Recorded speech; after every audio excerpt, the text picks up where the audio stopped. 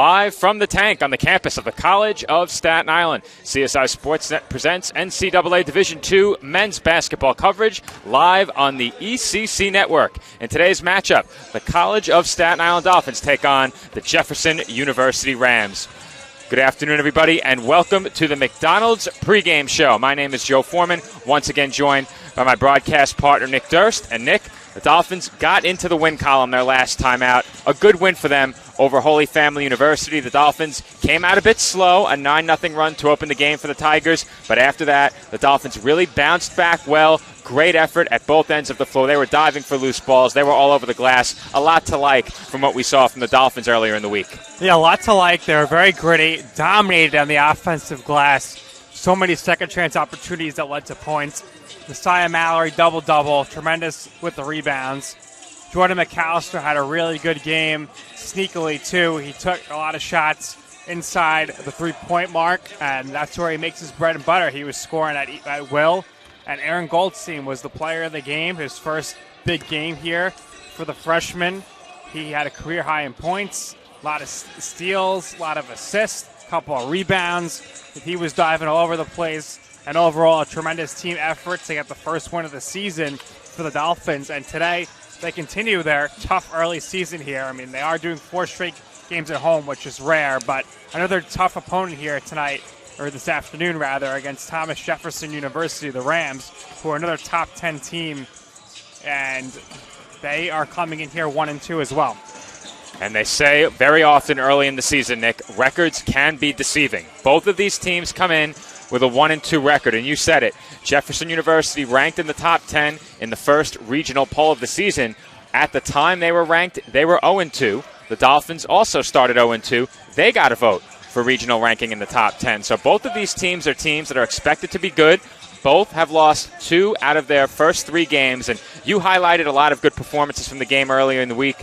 Jordan McAllister for the Dolphins, as you said, very quietly had a very nice game. Messiah Mallory managing to impact the game without scoring an extraordinary number of points. He had the double-double, as you mentioned. Foul trouble for him, too. He yes. was a long line of the game, but in the first half, he had 10 rebounds alone.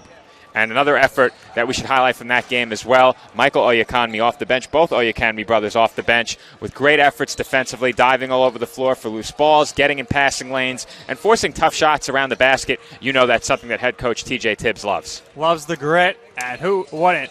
They were dominant, both of them under the glass, especially Michael, who seemed to be getting so many offensive rebounds down the stretch and scoring second-chance points with Mallory on the bench with the foul trouble. So a great job by both of them, and they definitely made their presence felt. Chris Clancy also had a nice game, as usual, shooting with three-point ball. And the Dolphins have relied heavily on the three-point shot for much of the last 2 seasons. That's something that has been a recurring theme for this Dolphins team, and part of the challenge for head coach TJ Tibbs and this Dolphins coaching staff is getting all of those players consistent minutes. You have a lot of shooters that sometimes require a couple of shots to get going. You have Bryce Waterman, who's been in the starting lineup, Luis Armas, who was one of the team's leading three-point shooters last year, and now you add Chris Clancy into the mix. Sometimes it's a bit tough to get all of these shooters in rhythm and get them a lot of minutes. You have to think that the effort that these Dolphins give defensively off the bench could go a long way in dictating how many minutes many of them get moving forward. Yeah, we saw the first 2 games. Coach Tibbs got everybody in the games, but that was not going to last. You can't have a 15-man rotation. It's just too much. But you saw some key players in that last game getting extended looks, extended minutes, and also the freshman Wilson got a lot of time as well. Blake Wilson got some minutes with Mallory in foul trouble. So what it comes down to for the Dolphins of playing time is going to be, are you making your three-pointers, and are you giving a full effort on the glass on defensively? And if you are, that usually leads to extended playing time. And speaking of the effort defensively, it is going to take a strong defensive effort tonight to slow down Eric Timko of the Rams. He comes in averaging nearly 25 points per game on 57% shooting and nearly 49% from beyond the arc. He's one of a couple of Rams who are shooting over 40% from three-point range with at least 20 attempts. The Dolphins will have to slow down the Rams' outside shooting. Timko certainly going to be a big part of that. Yeah, Joe, and Timko's playing 38 minutes a game, so he's obviously got the stamina there. He's been a tremendous reason for their win the last game, and he's leading the way.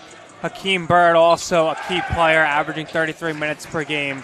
He's been another star to look out for the team.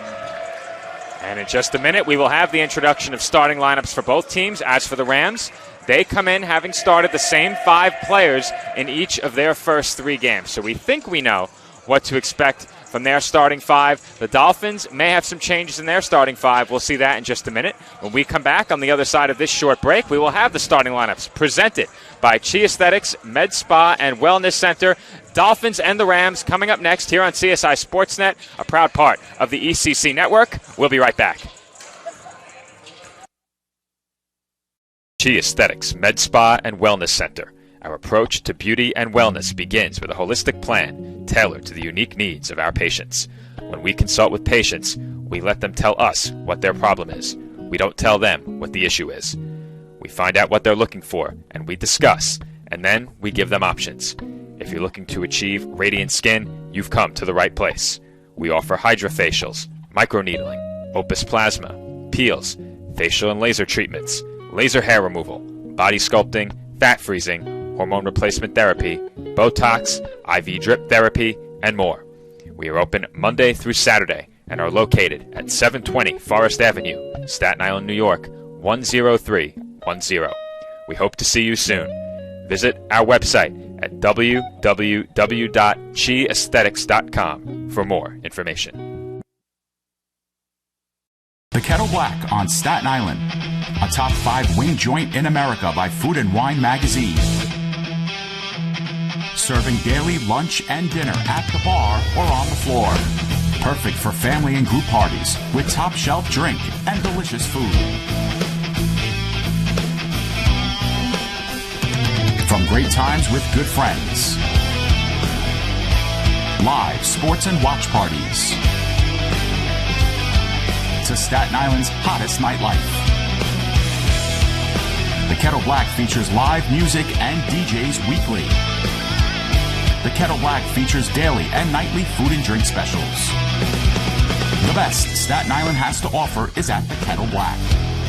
We'll see you there at the Kettle Black, located on 415 Forest Avenue, Staten Island.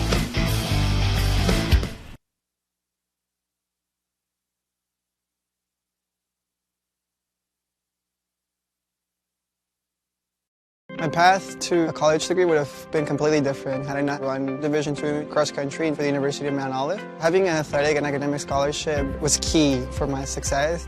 Our coaches were really helpful with balancing out my academics and athletics. I decided to attend graduate school because I wanted to become an athletic director.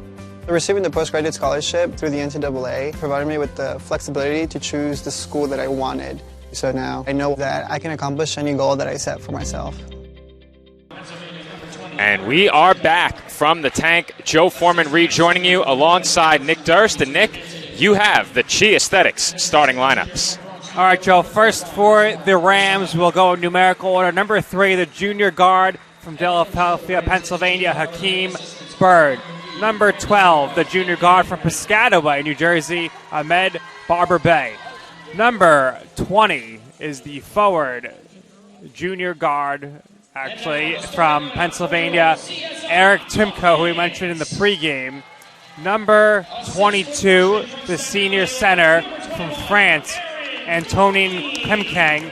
And number 35, the junior forward from the Bronx, Bismarck Messiah. Now, for your CSI Dolphins, we will go numerical as well. Number 1, the senior guard from Newburgh, New York, Jordan McAllister. Number 3, the sophomore guard from Port of Liette, New York, J. Chestnut. Number 22, the forward guard from Colony, New York, Bryce Waterman. Number 21, the freshman guard from Staten New York, Aaron Goldstein. And number 23, the forward, the junior from Port of Liette, New York, Messiah Mallory. The head coaches, head coach TJ Tibbs for the Dolphins and head coach Jimmy Riley for the Jefferson University Rams. Thank you, Nick. Those the starting lineups presented by Chi Aesthetics, Med Spa, and Wellness Center. And as always, our pregame show was presented by McDonald's, our scoreboard sponsor. here at the College of Staten Island. We are just moments away from tip-off between the Dolphins and the Rams, and Nick, you touched on it during the pregame. I mentioned it as well. The Dolphins facing a regionally ranked top 10 opponent for the third time this season. Earlier this season, they took on both St. Anselm and Southern New Hampshire University. Both of those teams ranked in the regional top 5. So a lot of firepower coming into the tank so far earlier this season. The Dolphins picking up their lone win against Holy Family University. They look to make a statement against the regional powerhouse tonight. Yes, they do. And if they win this game, it'll definitely be sending some messaging towards the rest of their upcoming opponents here. No question about that. Now, technically, it isn't nighttime, but I have been here since 9:30 a.m. It feels like it's nighttime. It was a long day for me so far, and that will continue. We have swimming and diving immediately following this game right here on CSI Sportsnet. Be sure to check that out as well. Rams feed the ball inside, and very quickly, Antonin Kemkang lays it in for 2. 6'9", a lot of height, very muscular, big frame. Keep an eye on him in the post all day. Waterman does not get the roll. Mallory has the offensive board. Offensive rebounds were a big part of that Dolphins win on Wednesday against Holy Family. They piled up the second chance points from the start. 6 to shoot. Chestnut drives baseline, and he lost the ball. We'll see what the Rams' strategy is here if they go heavy in the paint. As Messiah, he's 6'7" as well. So a lot of height on the floor for this Rams team. Dolphins got away with a slow start on Wednesday against the Tigers, but you know they're looking to avoid that here this afternoon. Kick out. That's Bird for 3, no good. And McAllister has the rebound.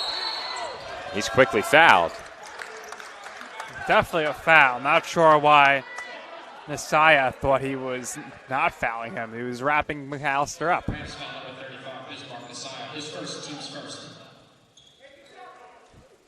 First team foul for Jefferson, just over a minute into this first half.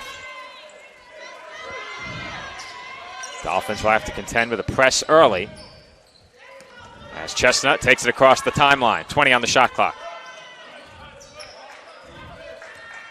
This is Mallory on the wing. Now Chestnut. He drives baseline, puts up a tough shot, can't get it to go, and McAllister throws the putback attempt off the bottom of the rim. The Dolphins early on getting those offensive rebounds, but can't convert into the points column. Take out. Barba Bay for 3, no good. Dolphins have the board. Here comes Goldstein.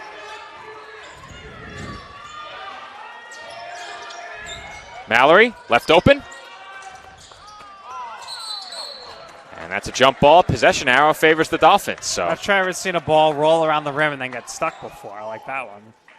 That is unusual. Can't say I've seen that here. They reset the shot clock to 20 seconds, and the Dolphins will inbound from the baseline.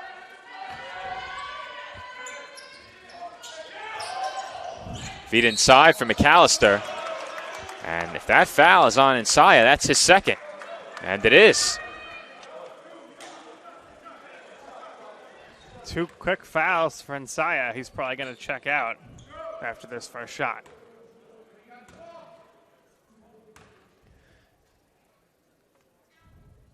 First free throw by McAllister is good, and the Dolphins are on the board. As predicted, he goes to the bench, and Farouk Kaba comes into the game. Second free throw by McAllister is good. Now, men's basketball, not the only game on the schedule today in terms of CSI basketball. The women were on the schedule as well. That game just went final in East Stroudsburg, the Dolphins falling 57-42. Dolphins 1-2 on the season now. The women are back home on Tuesday along with the men, as McAllister nearly stole that pass. Entry pass goes to Kemkang. He works on Mallory, and his hook shot is short. Defended well there by Mallory. Waterman threw it Straight to the defender. Timko with an easy steal.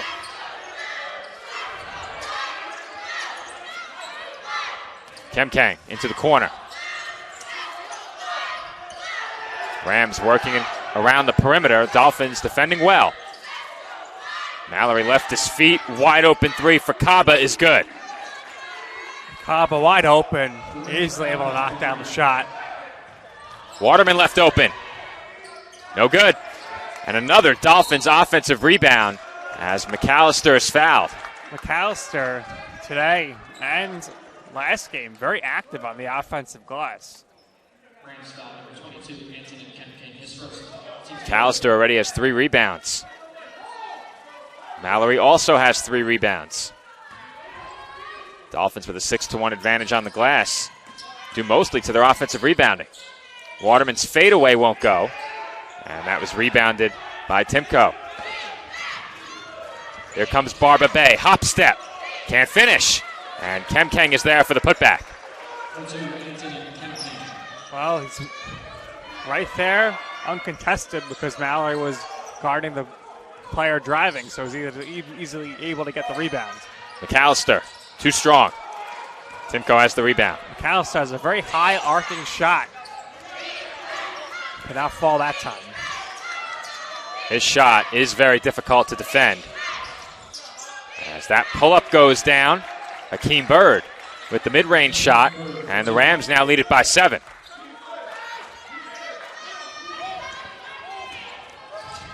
McAllister for Mallory, who fakes and banks it in. Nice strong finish there by Mallory. 3 Dolphins head to the scorer's table. Make it 4. Laddie, Clancy, Oyekanmi, and Armas. Kaba can't get the 3 to go. Dolphins trail by 5 as we approach 5 minutes gone by in the first half. Goldstein for Mallory, who hands it right back to him. Deep 3. Splash. 21 for 3. Blackjack as Aaron Goldstein knocks it down from way downtown. 21 from way downtown. That was a deep 3 by Goldstein. Dolphins back to within 2. Kaba feeds it inside. Kemkang with his back to the basket working on Mallory. Tries another hook shot, and this time he gets it to go. Dolphins now going to check in 5 players on the next stoppage. The Oyekanmi brothers, Armas, Clancy, and Laddie, all waiting to check in. Waterman for Goldstein. Corner 3. Splash. Once Goldstein gets going, it's hard to stop him. Rams better watch out here as Goldstein is heating up 2 threes back-to-back. Jefferson by 1. Goldstein defending closely. Timko gets a step, feed inside, and Kemkang puts in the reverse layup. I'll see who checks out for the Rams. They have 3 players waiting to check in as well.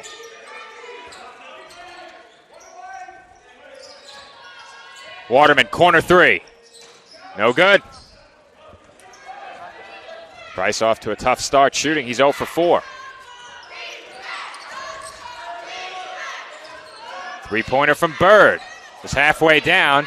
Kemkang has the rebound. Count it, and 1.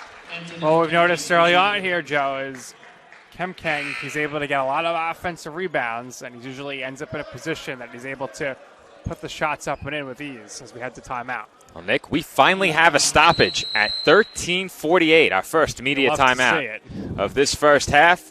Jefferson over Staten Island, 15-10.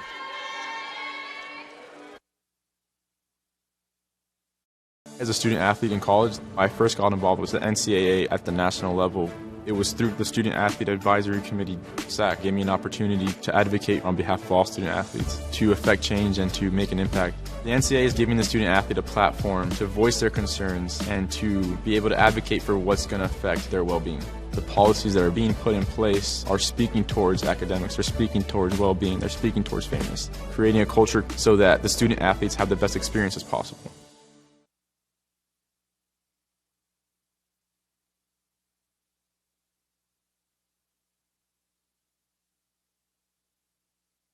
Being a champion takes more than talent, more than the perfect pass, more than using your head. Being a champion takes the spirit to always push harder, the ability to overcome any hurdle, and the fire to be the best. Welcome to Division II, where the pursuit is yours to create. And the question isn't, can you do it? It's, will you?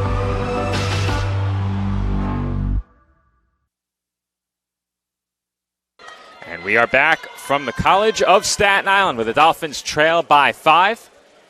At the line, Antonin Kemkang for the Rams, chance to complete the conventional three-point play. And it's a 6-point Rams lead. Kemkang will head to the bench. Justin Hawkins will check in for him. Dolphins off to a slow start shooting. However, they've hit a couple of three-pointers that propelled them right back into the game.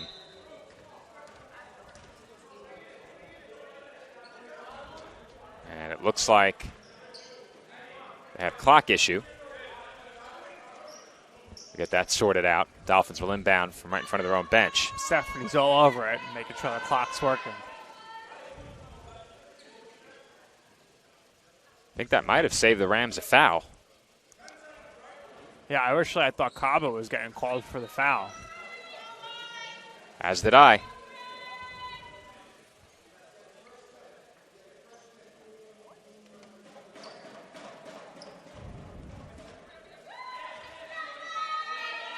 Armas the inbounder. Laddie got it to Clancy, who was then fouled. Rams really aggressive with the trap right now. Dolphins lucky to able to advance the ball past half court with the help of the foul on Clancy. 4 fouls now for Thomas Jefferson University. Oyekanmi to Laddie, now Armas in the corner. Laddie on the wing, feed inside. Oyekanmi layup is good. Nice look there from Laddie. Nice finish there by Okanme. Great pass by Laddie to set up Michael Oyekanmi for the layup. Dolphins back to within 4. Hawkins throws it up top. Open in the corner was Timko. No good on the 3, but Hawkins has the rebound. Hawkins stumbled, and he was fouled.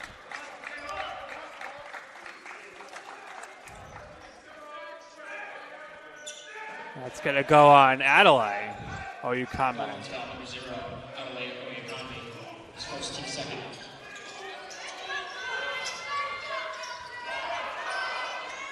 Rams just get it in. And a traveling violation is the call against Hawkins.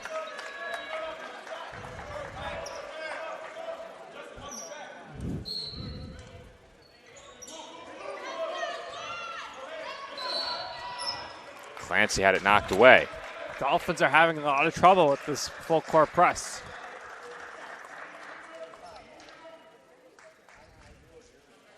Outside of Kemkang, the Dolphins have done a pretty good job defensively. It's been defending the inside that's been a problem early in this game. The rest of the Rams have only made a couple of shots. And once again, Oyekanmi, the beneficiary, on a good feed. Oyukame to Oyukame. What a feed from one brother to the other, and he lays it up and in on a tough finish. And the Dolphins' defensive pressure forces a turnover. Their head coach loves it. Coach Tibbs loving the effort. You see him on your left of your screen, clapping, cheering his team on. So the Dolphins' defense earns them another possession, and this second unit has come out and performed well in this first half.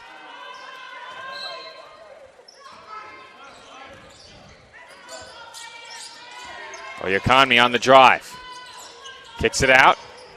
Armas hands off to Laddie. Laddie for Oyakami. Pull-up jumper. Too strong.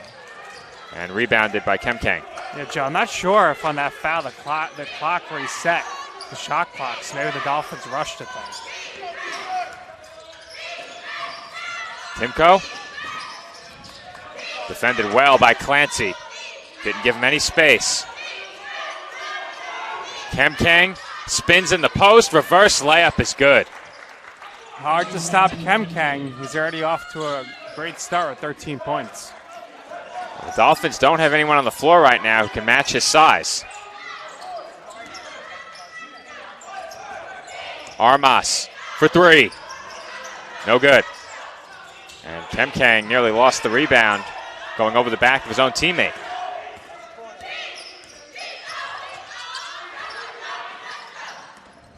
Timko gets the layup to go. Finally see him getting involved here. His first points of the afternoon. There's a rejection by Kemkang. Nearly made it two. But Oyakami was fouled, and that will send us to a media timeout. 11:16 to go in the first half. Dolphins trail 20-14. Media timeout.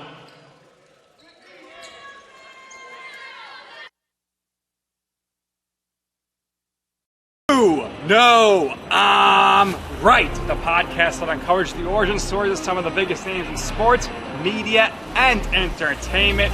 Nick Durst here along with Joe Calabrese. Here we are, 200 episodes later, about 150 episodes with guests, our friends, soon to be your friends. Well, it's pretty clear, Joe, that it's all about You Know I'm Right, the podcast. That's my You Know I'm Right moment. Wanted to do a podcast. Everyone was like, what are you, crazy? Who's going to listen? You're not going to get guests. Well, guess what? I'm the best when it comes to getting guests. You could vouch for that. I am so happy that you asked me to do this. I couldn't have been more thrilled. And follow us on socials. Check us out. I promise you, if you want to work in media, whether you work in media now, whether you want to quit your job and work in media, come to us, and I promise you, we will get you on the right foot. That's what it's all about, uncovering the origin stories of some of the biggest names in sports, media, and entertainment. Keep it locked on You Know I'm Right. And we are back from the tank with the Dolphins trail 20-14. CSI fell behind early once again, Nick, but the Dolphins have responded well since trailing by 7 in the opening minutes. Yeah, down 6 right now, but really no answers for Kemkang right now in the paint. Need to slow him down, but looks like right now the Rams will slow him down themselves as he's going to take a seat. Not mistaken, he had not yet come out of the game until that point. Oyakami at the line. He came out very briefly after his free throw.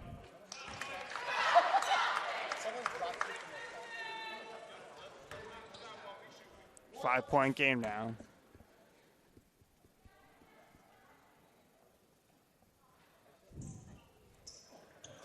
Hear a pin drop in here, Nick. Well, Danny the Dolphin was making some noise, but he was corrected not to make noise as the Dolphins are shooting free throws. Who's in that suit? That's a good question. I think I have the inside scoop, but I'll keep him anonymous. Spin move. And Barba Bay lost the ball. 11 minutes left in the first half.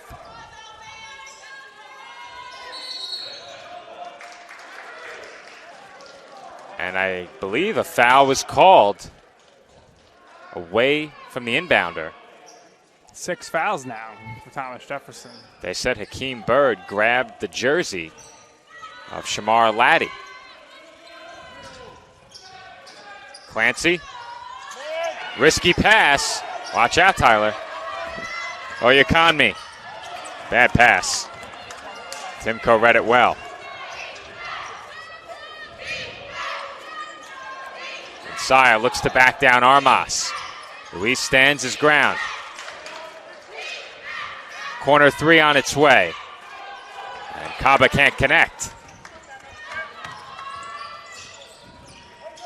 Laddie. Inside. Oyakami, layup is good. Now, again, we said this the other night, Nick.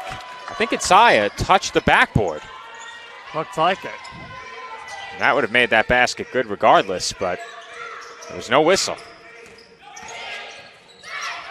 Dolphins back to within 2. Corner 3 from Barba Bay, too strong. That pass was tipped, and Armas able to bring it back in. Dolphins now could tie it or take the lead. I thought Clancy got away with the travel there.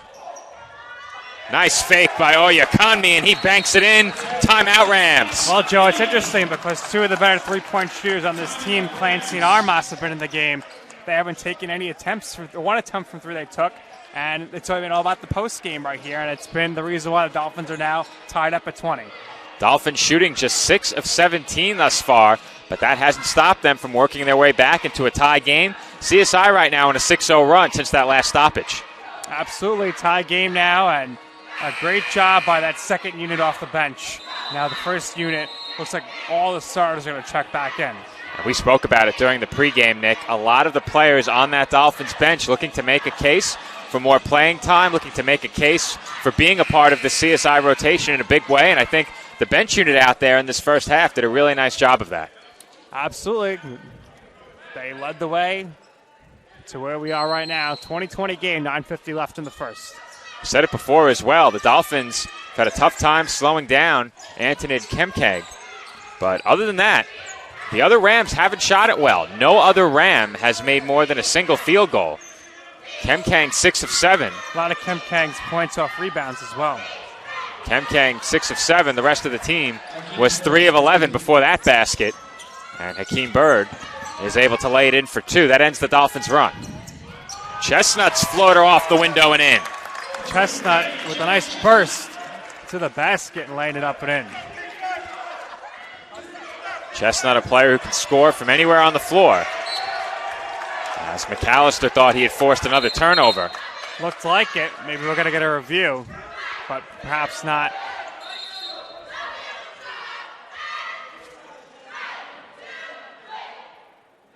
See if the officials huddle. We can take a look in the meantime on our own. Looks like they're going to add some time back on the clock because right now the shot clock's at 23.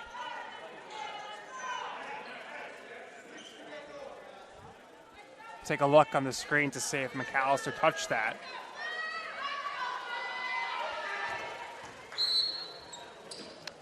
Hard to see his hand, Nick, but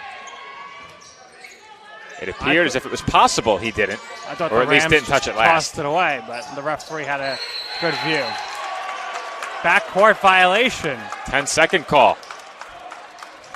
Rams did not get it across the timeline, and CSI has really turned this press into a means of generating turnovers. Rams had a bit of trouble contending with it. Shot clock now at 20 for the Dolphins. Not exactly sure why. Should have been fresh 30. It forced the turnover. Chestnut is fouled.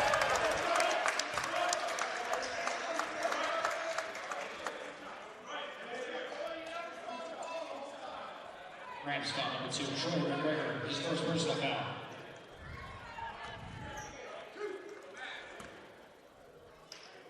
So Chestnut to the line here to give the Dolphins a potential lead.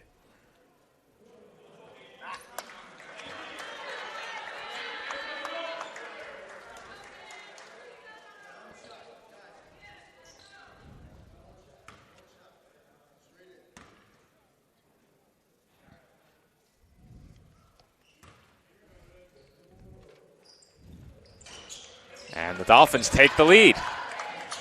23-22. This is kind of following the script of the game from Wednesday night, Joe. The Dolphins got down 9 early, and by midway through the first half, they tied it up and then ended up taking a lead. The Rams have shot the ball far more efficiently in this game to this point, but they're 1 of 8 from 3, and right now that's a big reason why they're trailing. The turnover battle favors the Dolphins 4-3. Not a huge advantage there, as that three-pointer won't go, and McAllister has the rebound. Goldstein with a head of steam, had it stripped away, and it will stay Dolphins basketball. Well, calling out a play here now is Coach Tibbs. We'll see what the Dolphins are able to do off the inbound. Waterman for three. Splash! Well, what a day for the birthday boy, Bryce Waterman, who makes a birthday three. First shot of the game, good for him. Dolphins by 4. Just over 8 minutes to go in the first half. And that's going to be a foul. Question is on Chestnut or Mallory? I think Mallory. We'll say no. They got Chestnut. Chestnut.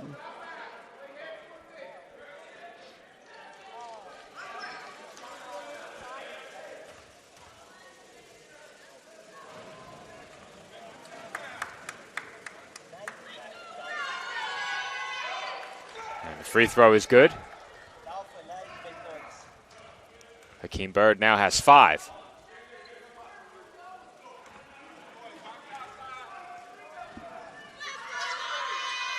Kem Kang leads the Rams with 13. Byrd now has 6. He's the second leading scorer for Jefferson.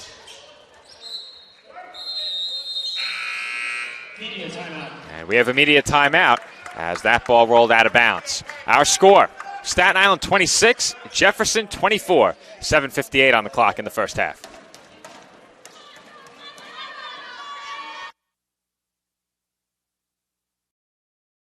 Hobra, a taco joint, Staten Island, where we're proud to have shared our family-first spirit with people from throughout New York City and the world. With indoor dining available both at the bar and on the floor. Or step outside for additional seating and an outdoor bar. Serving beer that's crisp, ice cold, and worthy of a day at the beach.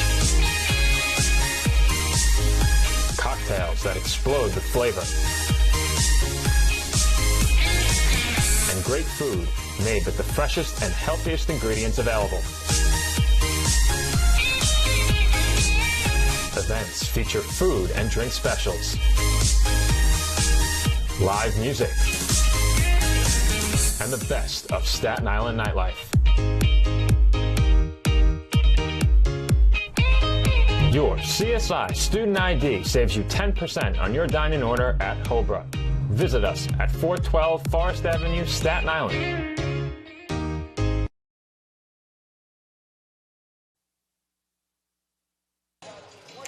And we are back from the College of Staten Island where the Dolphins lead it by 2. Just under 8 minutes to play in the first half. The Dolphins trailed by 7 early, but Nick, right now that's a distant memory as they possess the ball with a chance to add to their lead. Dolphins again, we're off to a slow start tonight.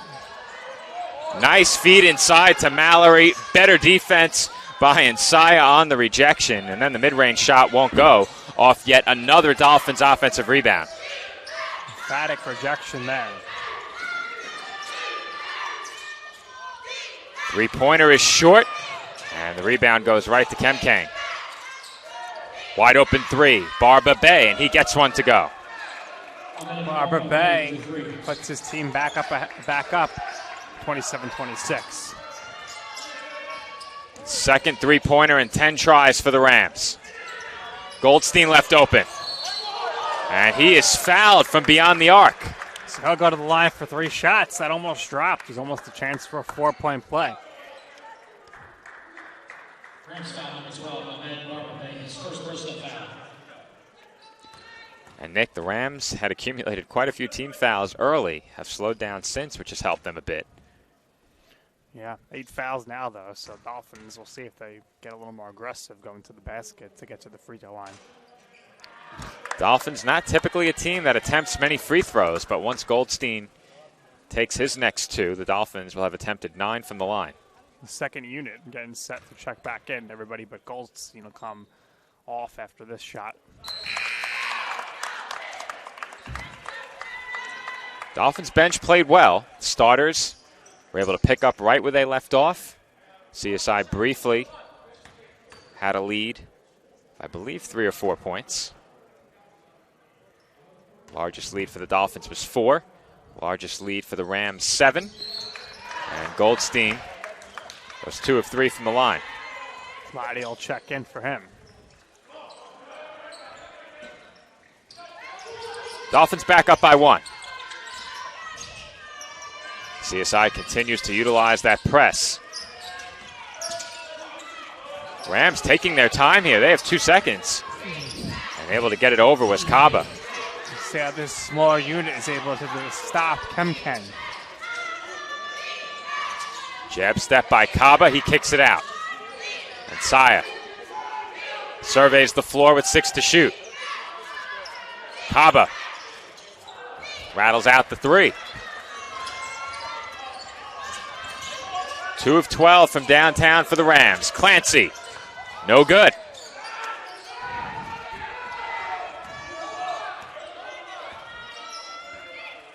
Six and a half to go, first half. Dolphins by 1. Saya working against Oyakanmi, and Kemkang was fouled.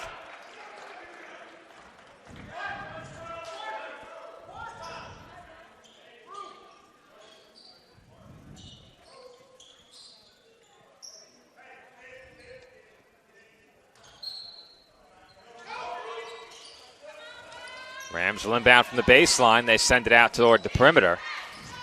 Saya, hands off. Timko's been quiet early in this game. I mentioned he's averaging 25 per game as the Dolphins force another turnover. Laddie hesitates. Now Oyakanmi back up to Laddie. Clancy into the corner for Armas. Laddie thought about the 3, instead gives it up. 10 to shoot. This is Clancy off the crossover. Fakes the pass. Now Oyakanmi with 5 to shoot. Pull-up jumper. Won't go. A lot of ball movement there. A lot of hesitation on some shot attempts. And Dolphins come up empty-handed on that possession. Nothing has come easily for either team in this game. Both sides have really had to work for good shots. The floater is good. That's a nice move by Hakeem Bird. Nice move by him. And once again, his team is ahead by 1. Back and forth these last few minutes. The team's trading leads. Oyakanmi absorbs the contact and can't finish. Sire with the rebound. Timko, wide open 3. No good. Laddie looks to push. Laddie to the basket. Count it! And 1. High off the glass, Shamar Laddie for 2. Gotta get another look at that, Joe. Really nice finish there by Laddie, and he'll go to the free throw line for another shot. That is a tough shot by Shamar Laddie, and he will have a chance for one more at the line. Speed.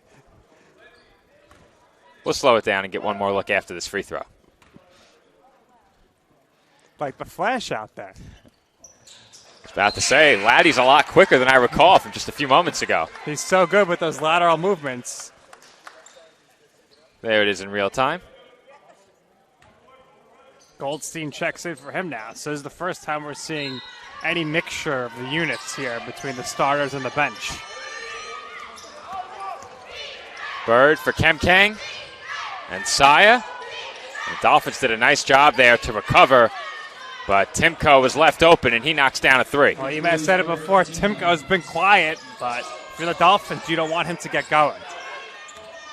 Goldstein. Splash. Killer crossover there by Goldstein. He's so quick on his handle, Joe. Around the back into the pull-up. Dolphins back ahead by 1 as we approach 4 minutes to go in the first half. Timko fakes. And his floater is good. And Nick, you can sense he's beginning to heat up. He's getting hotter now. He's taking off here the last minute. Timko now has 7 as the Dolphins turn it over. And you can add a steal to Timko's stat line. Yeah, he read that pass for ease coming out of the hands of Goldstein. Well, for Timko, that was his third steal, and we have a media timeout. Our final media break of this first half. Dolphins trail by 1. Our score, Jefferson 34, Staten Island 33.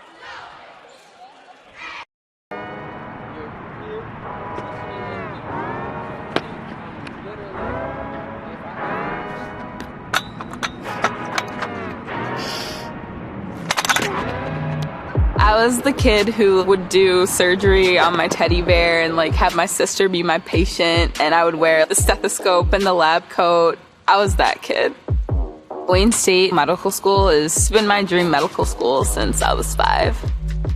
Dr. News, who is the head of the biology department, definitely has had a huge impact over the past 2 years I've been in the lab.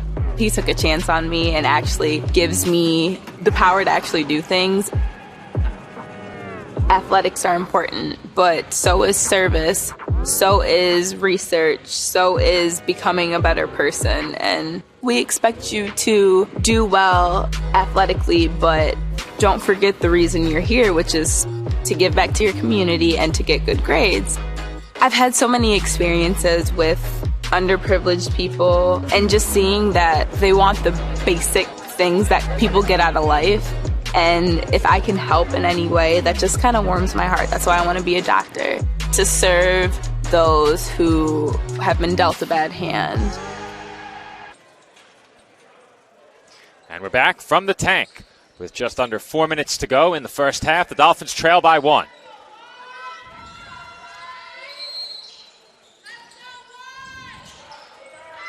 Rams will inbound from the baseline with 28 to shoot. They do get it in. And Saya, top of the arc, working against McAllister. He hands off. Timko thought about a 3. Now Kemkang against Mallory, and he's fouled. Back to the line again for Kemkang.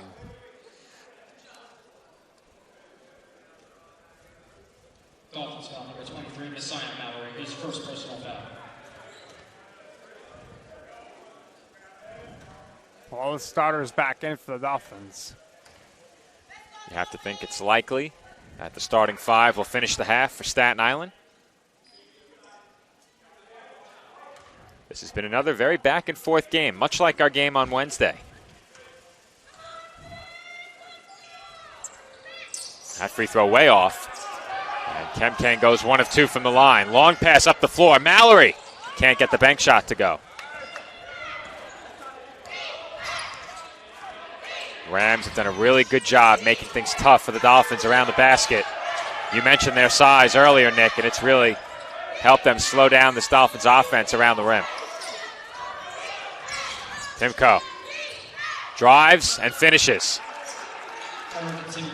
Oh, he's taken over as of late here for his team. 9 points now. He's the second leading scorer for the Rams. Goldstein kicks out. Mallory on the drive, and he finishes.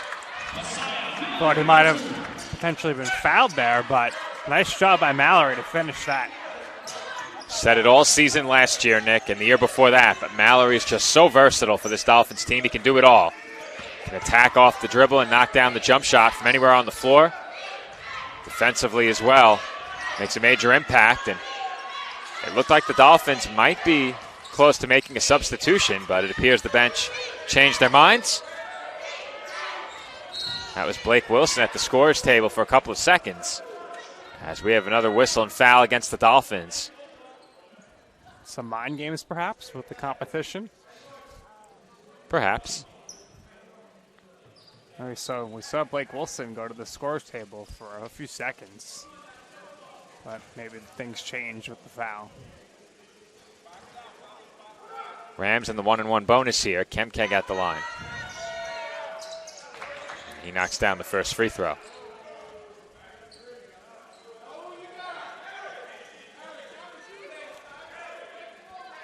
Kemkang now has 14 points.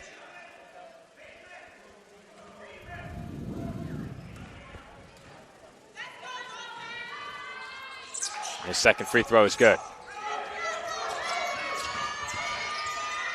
Chestnut was looking for Mallory, who could not save it. Danny the Dolphin saving Mallory from running into the wall. Perhaps Danny redeeming himself for sounding the Thundersticks with the Dolphins at the line. Perhaps. So invested in getting the crowd psyched up and bringing some energy into the arena. He was getting a bit excited on the Thundersticks. Danny's heading to the tunnel, so perhaps he got hurt on that catch of Mallory. Danny's out of here. Hate to see it.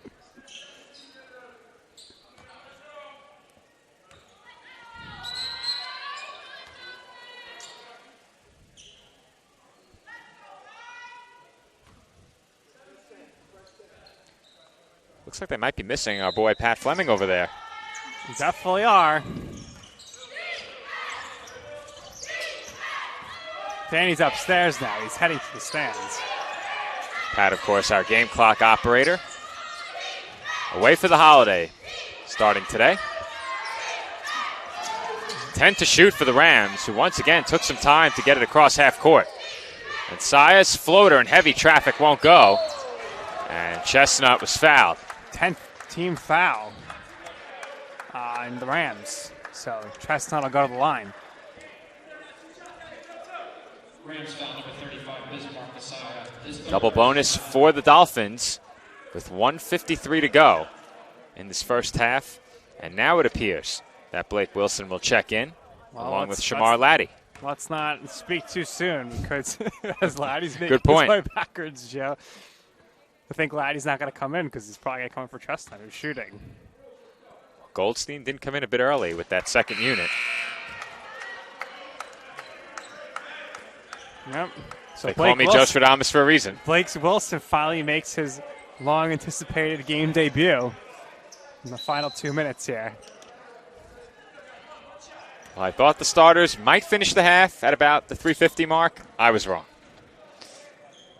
One more free throw for Chestnut.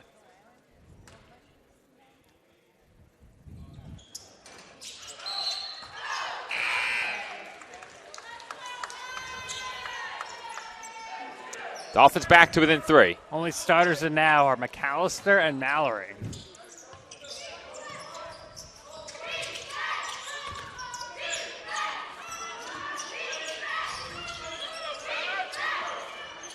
Rams get it across half court. They have 20 to shoot. Hawkins thought about the shot, now picks up his dribble and nearly threw it away.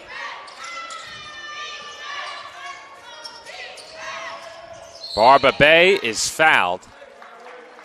As he attacked the basket, he will head to the line for 2 shots. Dolphins foul number 4, Shamar Laddie, his first personal foul. Now, Joe, looks like we're going to have some more substitutions for the Dolphins, so you just never know who's going to be on the court for this team. If I know anything, it's that I know nothing. Clancy, Goldstein, Armas, and Waterman getting set to check back in. That's the heavy three-point unit, if you ask me. First free throw good. I don't think we've seen these 4 play together yet. So it's a good point. A lot of options here. Mallory down low. If he gets double teamed, kicks it out, any of these 4 can easily hit a three-pointer. Dolphins with 5 players on the floor who are more than capable of shooting above 35% from beyond the arc. That free throw rattles in. Barba Bay now has 5 points. Make it 6. Clancy, splash. Shooting a 3 is chancy, but not when you're Chris Clancy, as he knocks that one down with ease. That ball was kicked. More subs, Joe. We're going offense for defense here. Laddie Wilson and both Oyukanme brothers checking back in for the three-point unit of Clancy, Waterman, Goldstein, and Armas, who got their job done on the offensive end. Barba Bay looks to attack and kicks out. This is Hawkins, defended by Mallory. Three-pointer. Barba Bay, way short. And it will be Rams basketball. Only 12 to shoot following that air ball. I said what off a Dolphins player there.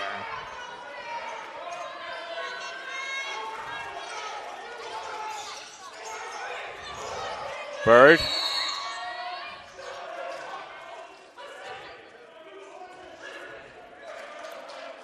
And the foul is against the Dolphins.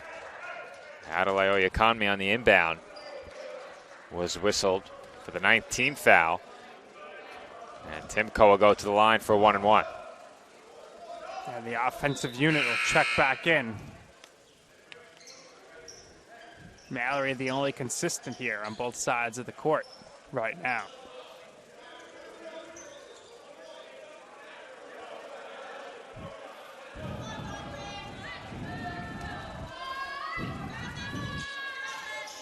And Timko's free throw is good. It's back to a 3-point game. 57.7 left in the first half. Be sure to stay with us following the conclusion of the first half. As always, the TLC Physical Therapy halftime report will feature men's basketball head coach TJ Tibbs to be joined on the court by Nick. We'll have that full conversation after a quick break. Clancy, splash. Clancy making this 3-point unit, as we like to call them, look great here on the last 2 offensive possessions. He knocks down the threes. Clancy 2 for 3 from beyond the arc. Toe on the line for Hawkins. He threw up an air ball. And Goldstein was fouled on the rebound, or the attempt there to get the air ball. And that will give the Dolphins an opportunity to take the lead. Goldstein will take his shots, and the defensive unit will get set to check back in. What do you like? What do you think about this, Joe? The offense and defensive units here. Late in the halves, I love it. No reason to risk putting players in foul trouble. Certainly working on the offensive end here in the last few minutes. You're not utilizing any timeouts in this spot. There's nothing to lose. Yep. If given the chance, why not? Makes perfect sense Mallory to me. Checked out. And I think perhaps, and obviously I'm not even going to attempt to try and get in the head of TJ Tibbs, but we have had some players for the Dolphins that have seen foul trouble in the first couple of games. Absolutely. So anything you can do to mitigate that makes sense. Also, you have the added benefit of defensive players on the floor. I would ask him at halftime, but I don't think he's going to get much of an answer. So I'm not going to ask him about the offense and defensive units here, because he's just going to say... He'll say every unit's an offensive unit. Every unit is a defensive unit. So we will not. That's the right answer. I will not be asking him that question. I'm sure he'll talk about it with me off camera once he gets to listen back at this broadcast.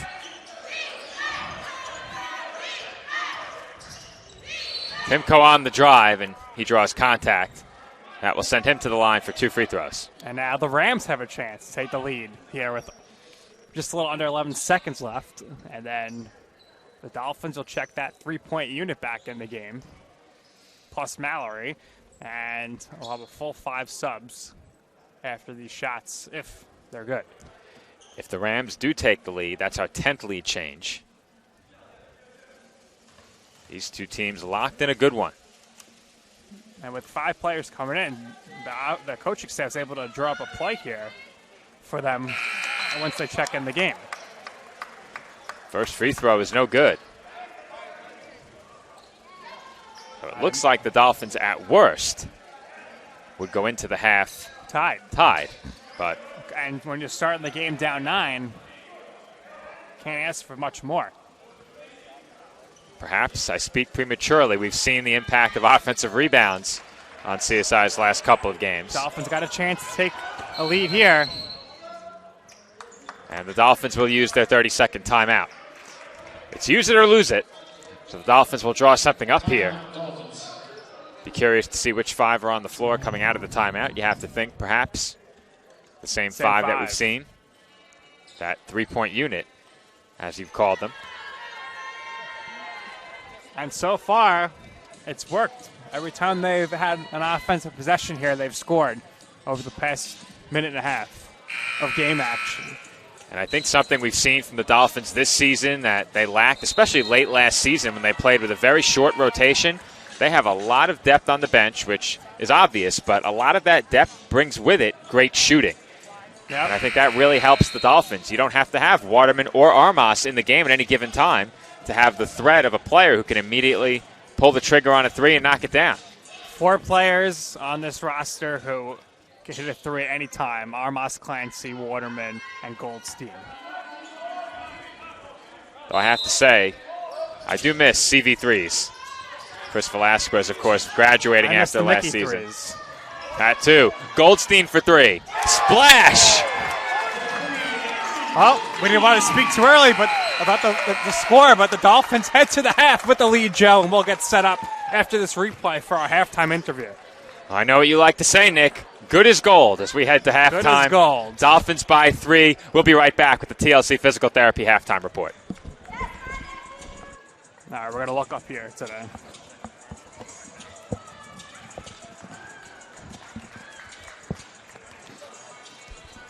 Tyler, just point to me when I'm on camera, and make sure you unmute us.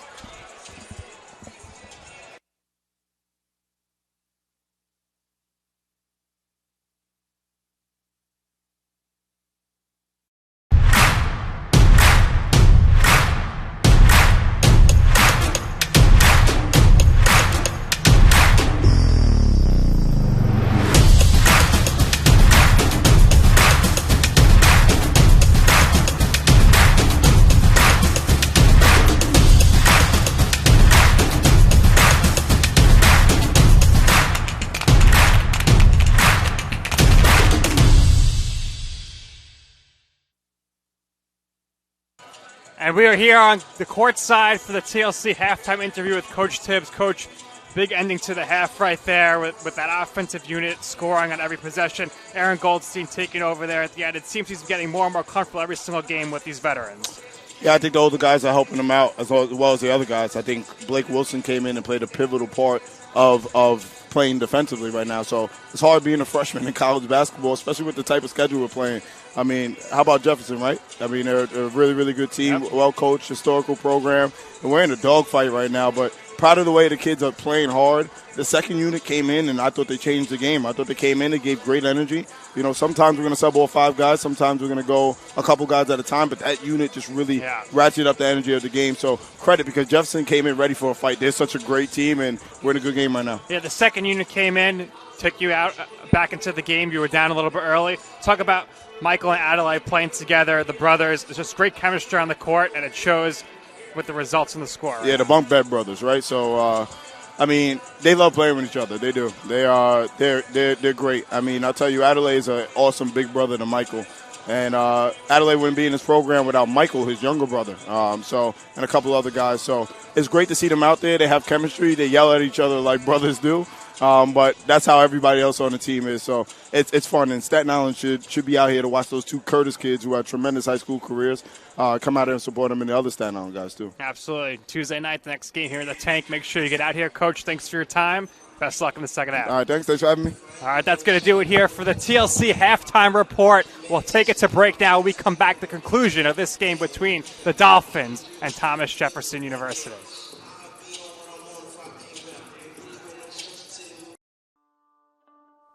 Basketball has a special place in my heart because of the experiences it has given me and the purpose I have found along the way. Basketball taught me that success doesn't require perfection. Rather, I should pursue excellence in everything that I do. Basketball has led me on a journey where I've accumulated numerous life lessons to value relationships, practice integrity, and demonstrate commitment. I've learned to welcome mistakes and not only accept adversity, but embrace it. It has the unique effect of eliciting talents in someone which would have otherwise lain dormant. It is something that builds character, an element that is essential to a player's growth and development. You sometimes wonder if all the mornings and late nights are really worth it.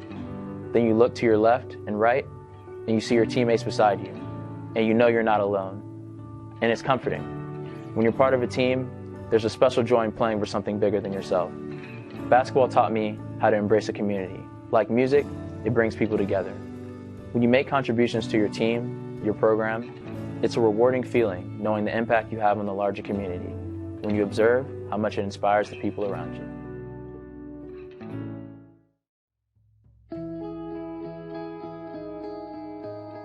Dear basketball, I was only a few months old when I took my first photograph with a ball in my lap. From that moment on, you never left me. Growing up in a small village in upstate New York, 2 miles from the Canadian border, you were my constant go-to for fun and entertainment. No matter if there was 3 feet of snow or the sun was scorching hot, I always found a way to be with you as you brought me so much joy. As a child, you always had a way of bringing the neighborhood kids together. Every day we would find our way to the circular paved patio I had in my yard with an 8-foot rim nailed to a tree. It wasn't the classiest court to play on, but it worked for us, and it's where my passion for you began. Little did I know you would take my friends and family on a journey of a lifetime. It was from you where I learned to be brave, courageous, and adventurous, that if I stuck with it through my moments of failure, disappointment, and heartache, I could achieve anything I put my mind to. Like attending Duke University on a full scholarship where I was able to surround myself in greatness both in the classroom and on the court. It is here where I truly learned how to step out of my comfort zone and discover what I was made of, refusing to let my insecurities and fears hold me back. Gail Geston-Course and her incredible staff, along with my teammates, gave me a family away from home that I could have never dreamt of as a little girl. The ACC championships, the NCAA tournaments, including the national championship game in 1999, cannot match the friendships and relationships I developed because of basketball. See, I find it to be the relationships that we develop through our sports participation that are in fact the most meaningful and memorable. Basketball, you have given me a life team that I can never repay you for. You have supplied me with a platform that allows me to give back, to inspire, motivate, and encourage individuals to go after their passions, to push through their failures and be fearless in stepping out of their comfort zones. It was because of you I was able to start my first company with co-founder Colleen Healy from UConn Women's Basketball called Orca Leadership. Orca standing for opportunity, resilience, contribution, and accountability.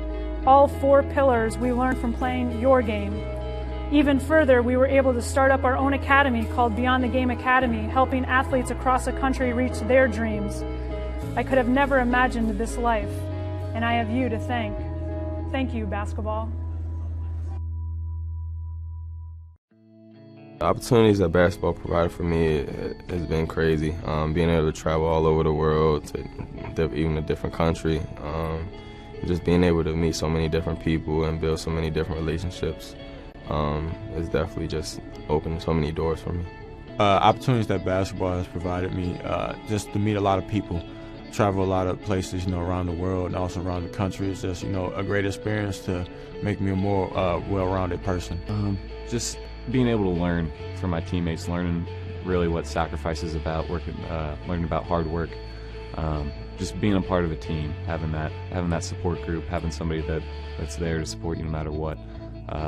It's been great. Basketball has given me a lot of opportunities. Obviously, just traveling and coming here, this is special. And we went to Spain over the summer, and I had never been out the country before that, so it was special. And obviously, just giving me a free education.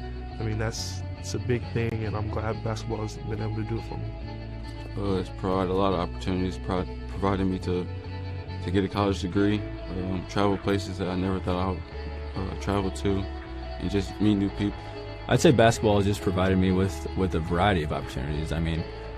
Just the connections that I made in the Purdue community, and kind of just growing as a player and as a person has.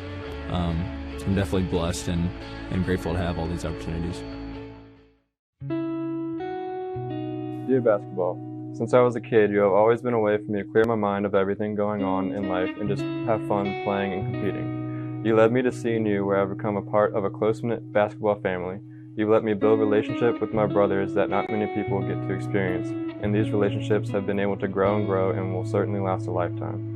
You have taught me that this sport is more than getting the best stats or winning the most games, but it's about enjoying the experience, making a difference in the community, and always competing at my highest level. Through great leadership from Coach K and other coaches, you have given me top-of-the-line resources to learn not only about the game, but about life and being a man of integrity and humility. I would not be the person I am today if it wasn't for you, and I am forever grateful for the lessons you have taught me and the memories that I will have for the rest of my life. College basketball has provided me with a platform to not only have fun on the court and be around some amazing teammates, but also kind of supplement academics with just another side of the Notre Dame experience, because sports are such an important part of the tradition there, and being a part of the Notre Dame sports tradition in any way is just an incredible honor. It's amazing. I mean, just being here all week, there's just so much like recognition for such an amazing sport and such amazing teams that are here, and to be a part of that in any small way is just incredible, and I'm so lucky to be here. Just the value of determination, perseverance, and self-confidence in getting where you want to go in life. I've definitely learned a lot being around a team of such like strong, inspiring women, and I can only hope to emulate like there's talent on the basketball court in other parts of my life. I'm a computer science major in Notre Dame's College of Engineering, and I was really drawn to it because I've always kind of loved math and science, and it's a really fun way to apply problem-solving skills to like different situations, especially in today's day and age where technology is becoming such an integral part of society. Just figuring out different ways I can contribute to that, I'm really excited to see where it'll take me in the future. I mean, I think just the general mindset of like approaching something from like how can I solve this in not only the best way but the most efficient way, because there's a big emphasis on that in a lot of my classes, and just kind of seeing how, you know, the sports world and like the academic world can overlap, even with just like the GPS things that we wear during practice to keep track of like how hard we're working. Just the technology behind that is super interesting to me also.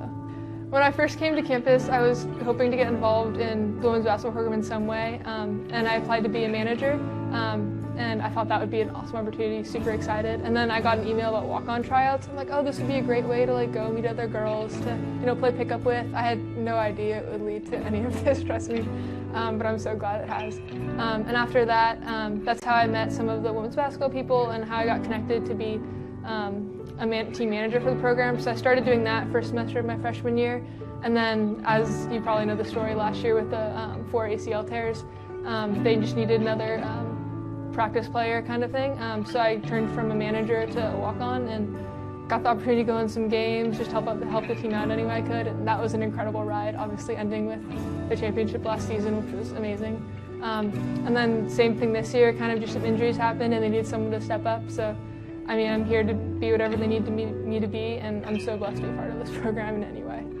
Kind of going between the manager and walk-on role, I mean, it is a different type of thing I'm doing, but it's still being around the same girls every day and just being around the team.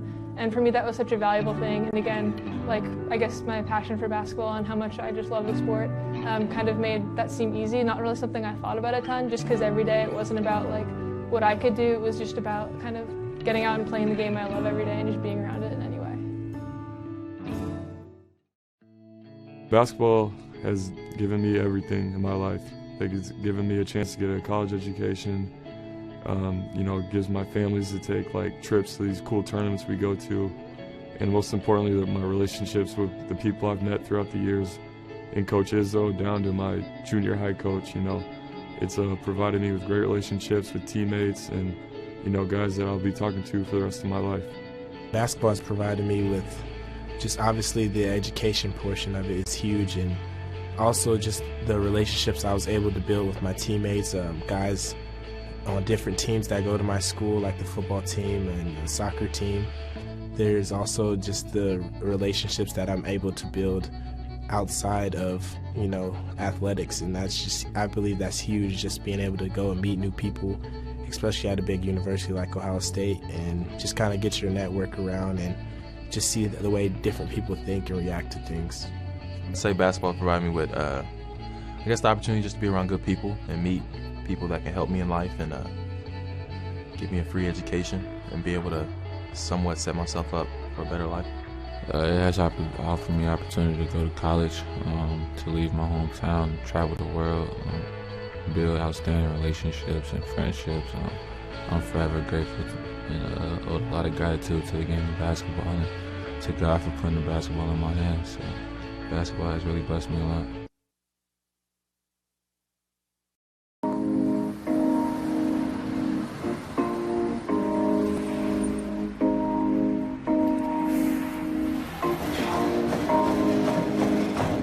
My dad was a soccer coach and bought this little book bag.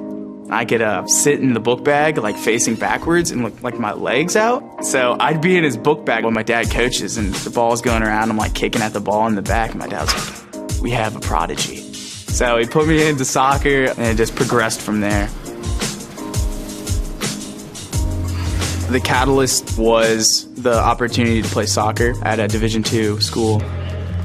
I love the team. They brought me in like I was one of their own. The professors help out so much. They actually care about developing me, not only so I just memorize the material and I'm able to take a test, but am I able to apply the information. I don't feel nervous asking them, hey, I'm not going to be in class, can you send me something? And they're completely fine with it and they understand, which is the best part. On my team, I thrive to work as hard as I can. I mean, whatever you do on the field, there's a positive correlation to whatever else you do. Be it personal relationships, homework, the way you carry yourself. I'm able to go out and become president of the Student Athletic Advisory Committee. SAC is consistent of like a ton of different backgrounds, and we'll come up with cool ideas for like fundraisings and having the opportunity to raise money for Make-A-Wish and knowing it's going towards a good cause. Not only motivates me, but it motivates the whole community. I've changed since I got to King University. It's really helped me to develop as a leader. I think it's honestly the best thing that's ever happened.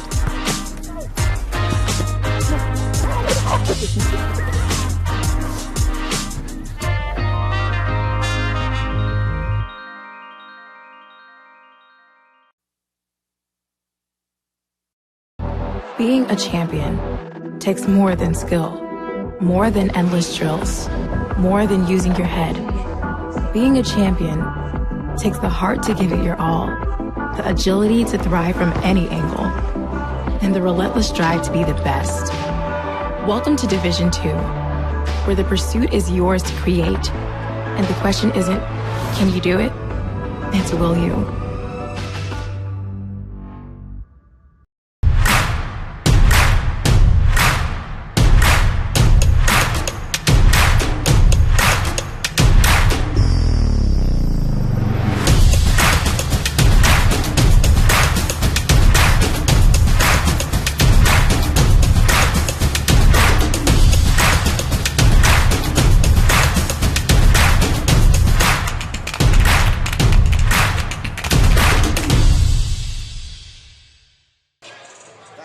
Yep. You're welcome.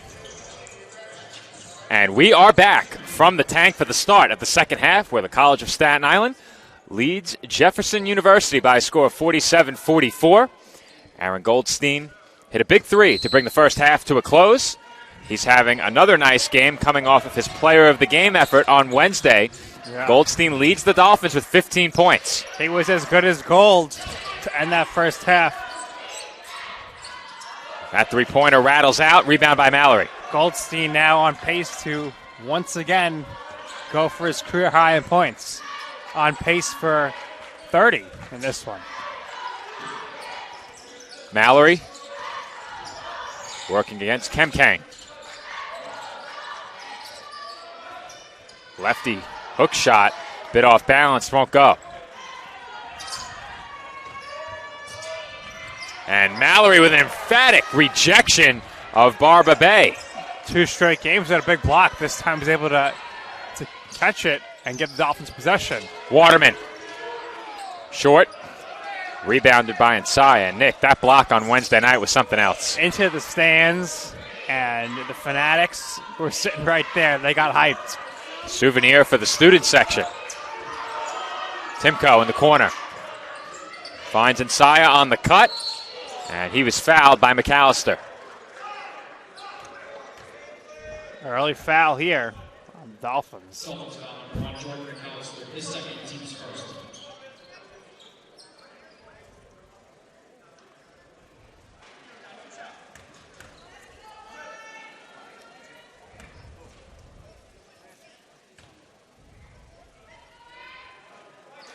First free throw, no good.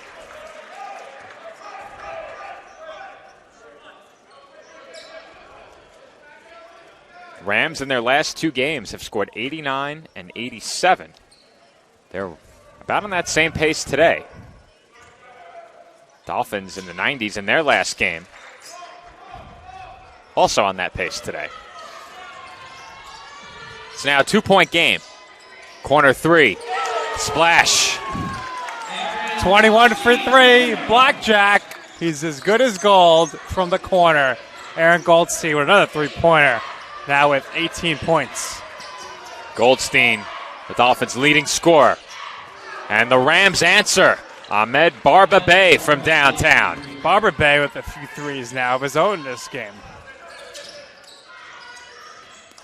Goldstein for Waterman.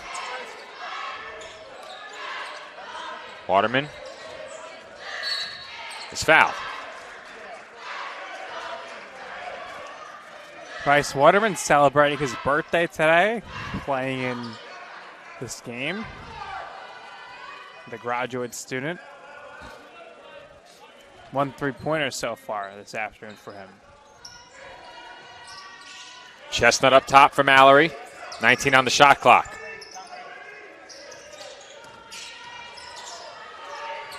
McAllister. Pull up. Too strong. Kemkang nearly lost the rebound. He pushes it up ahead. Barba Bey. Hands off for Nsaya. Cross-court pass. Wide open corner three for Bird is short. Chestnut has the board.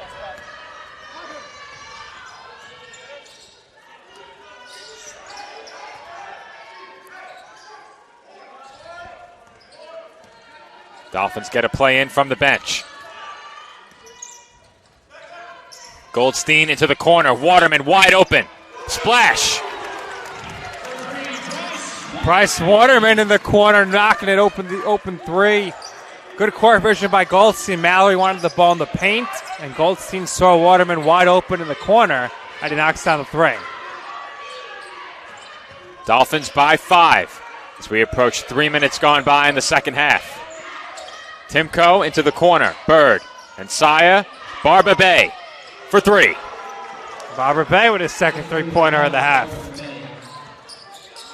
Great ball movement by the Rams as they are answering the Dolphins bucket for bucket right now. The action has not let up here in the second half. Goldstein for Waterman.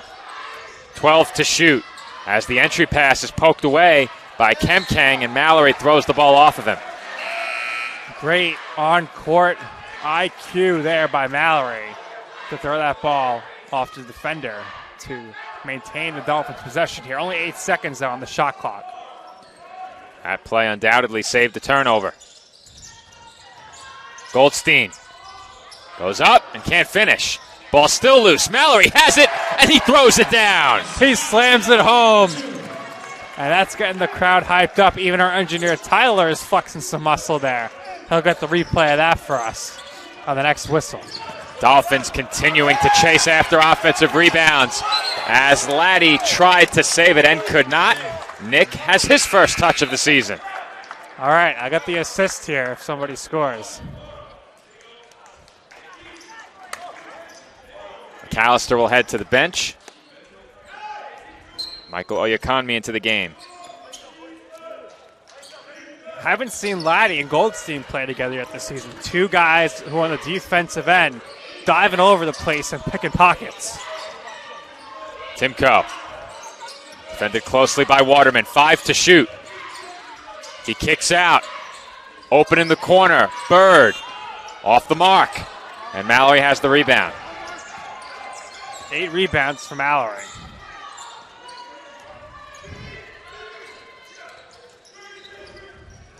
Goldstein drives baseline. He is rejected by Nsaya. Oyakonmi nearly saved it, but it will be Rams basketball media timeout as this game continues to have a relentless pace to it in the second half. The Dolphins lead by 4, our score, 55-51.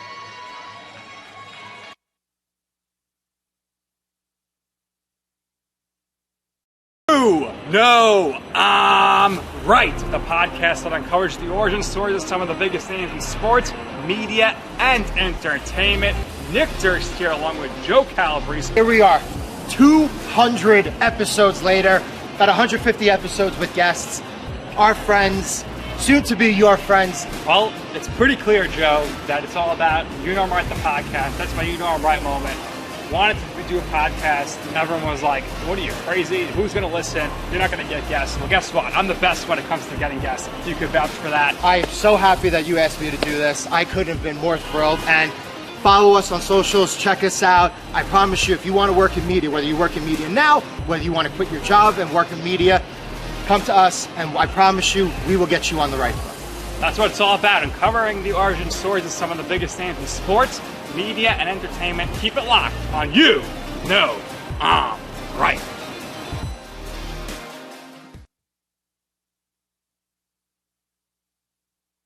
And we are back from the tank where the Dolphins lead it by 4. Just over 15 and a half minutes to play in half number 2. It will be Rams basketball with 28 to shoot. They'll still have to push it up the floor following that last block of Aaron Goldstein by Bismarck and Saya.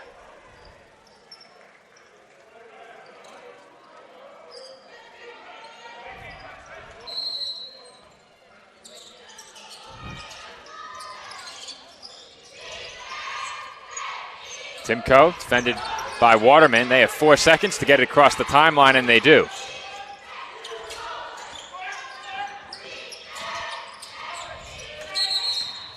And a moving screen is the call. Foul charge to Bismarck and Saya. Well, in this second half, Joe, Kemkeng has been very quiet. We saw him dominating earlier on in the game. 16 points overall in the game, but not much going on here from him on the offensive end. That foul actually went on him, so he's going to go to the bench now with the second foul.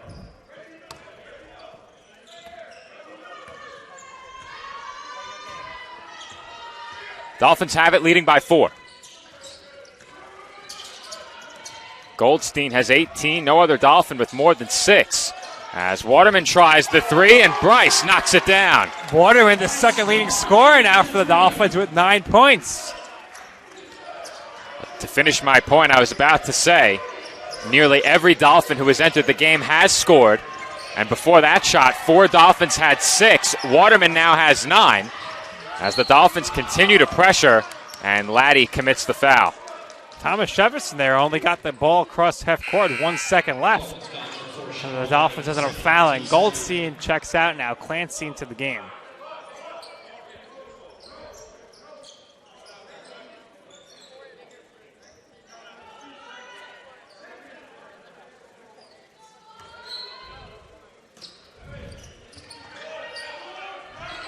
Rams get it in.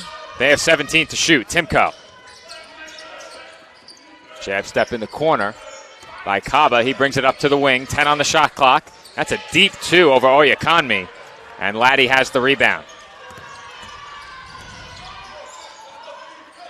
Waterman.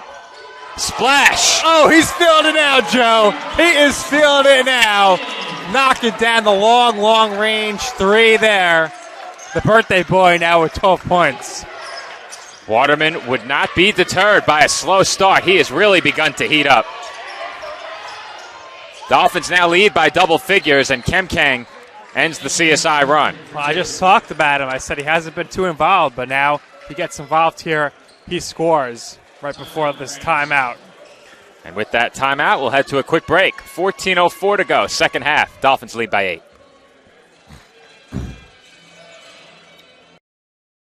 Hobra, a taco joint, Staten Island, where we're proud to have shared our family-first spirit with people from throughout New York City and the world. With indoor dining available both at the bar and on the floor. Or step outside for additional seating and an outdoor bar. Serving beer that's crisp, ice cold, and worthy of a day at the beach.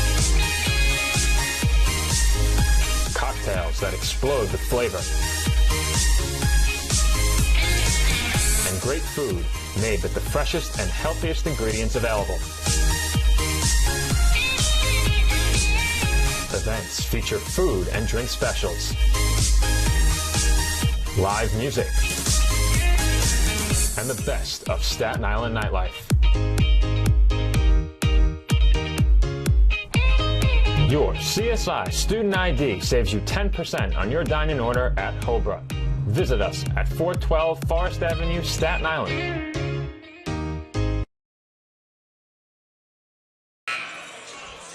And we are back from the tank where Bryce Waterman has helped propel the Dolphins ahead by 8 points. CSI briefly led by double figures, but the Dolphins, Nick, coming out very strong to start the second half. Yeah, look at that big 3 there by Bryce from way downtown. The Dolphins coming out here very strong in the second half, putting up a lot of points right now and playing some good defense. You know, that's what the coaching staff likes to see out of their players.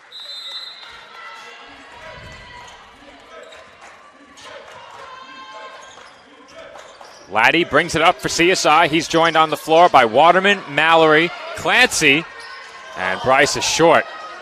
Just short on that three. That was another very deep one. And Michael Oyakonmi to finish the 5 on the floor for the Dolphins. Timko nearly lost it. It's stripped away. Waterman for Mallory, who brings it in and throws it down. Defense leads to easy offense. A rim rattler. The backboard is still shaking after that slam by Mallory off the great feed by Waterman, who looked like a quarterback there throwing it down the field for the touchdown. Bryce with the windup and delivery as the Rams turn it over. Well, we got to get a look at that breakaway slam as we are going to have a whistle here. The officials discuss something, but look at this. What a pass. And what a slam. Not to be lost on that play, the hands by Mallory to bring it in. That was not an easy pass. That was a fastball to corral. Coming in high and tight, 99 miles per hour on the block. And Mallory had no glove. Waterman showed off his baseball arm, his brother, of course, now a Dolphin as well. He'll make his debut in March. Laddie, big crossover. Floater, no good. Oyakonmi got his hands on the ball but could not bring in the rebound, and it will be Rams basketball.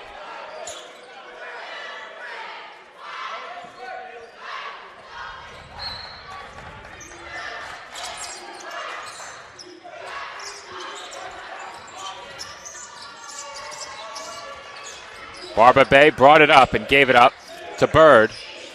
Bird in the corner. No good. Rebound tipped, brought in by Kemkang. Timko. Hands off to Barba Bay. Backdoor cut by Bird. And he got caught in the air, was able to throw it off Mallory. Well, nice job by the Rams here to get a second chance off the offensive rebound. Barba Bay in the corner. Short. Timko, offensive board and put back. Not going to get much easier there for Timko off the offensive rebound. Timko now has 14. He's 5 of 7 from the floor. Behind Kemkang, he's been the most efficient Ram. Laddie for Oyakonmi, and he lays it up and in. Laddie does a great job driving to the basket and finding the open man. Does it again there, and it's an easy 2. Those two have shown good chemistry on the floor together. As that's a big 3 by Farouk Kaba. Huge 3 to keep the Rams within striking distance here. It's now a 7-point game. Oyakonmi traveled. And we are inside of 12 minutes, and we'll head to a media timeout. Our score, Staten Island 65, Jefferson 58.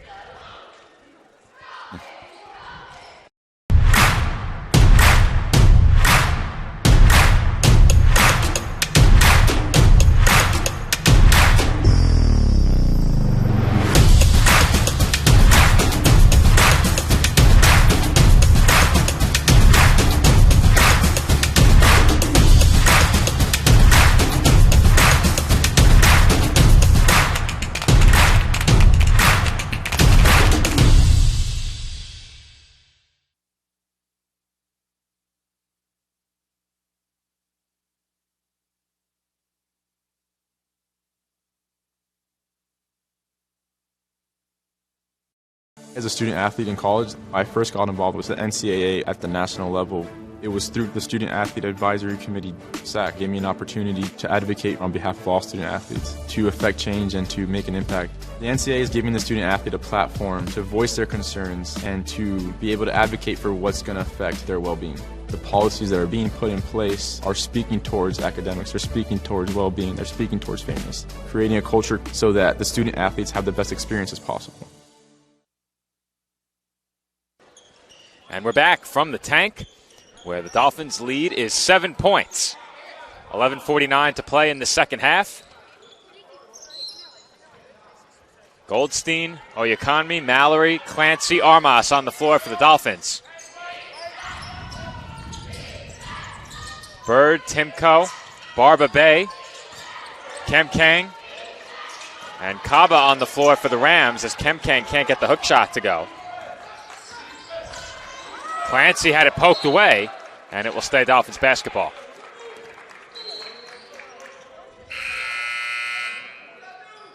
Chestnut's going to check in for Clancy. Armas the inbounder.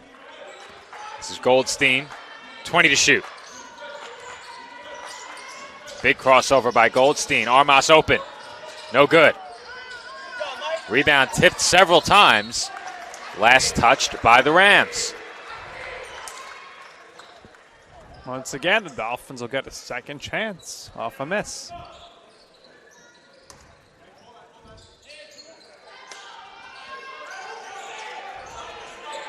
Chestnut surveys the floor. And his pass was tipped, looking for Mallory. He does find Messiah, who finds Oyakonmi for the layup. The extra pass pays off, and an easy basket at the end of it. Oyakonmi strong around the rim. Always seems to be in the right place for that backdoor cut at the right time, as his teammates have found him on that play at least 2 or 3 times in this game. Missed all of his freshman season with injury. Kemkang, too strong on the hook. And the long rebound goes to Barba Bay. Timko. Hands it off. This is Bird inside. Kemkang. And one. Well, going back to what is working for them to start the game, and that is Kemkang down low. Dolphins foul number 3, J.J. Chestnut is third, team's third.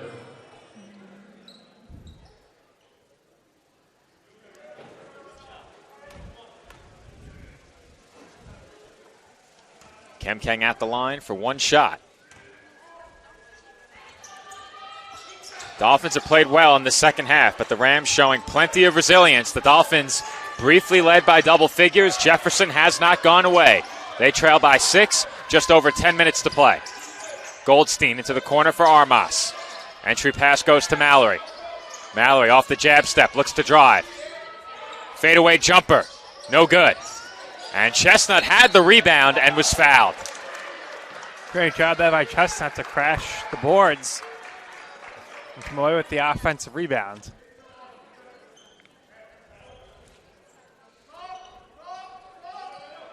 Dolphins will inbound with 20 on the shot clock, 10:01 to play. That pass got away.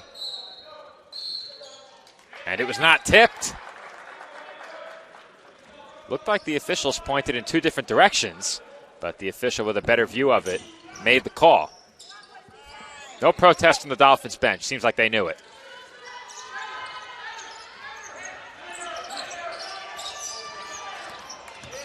Barba Bay brings it up.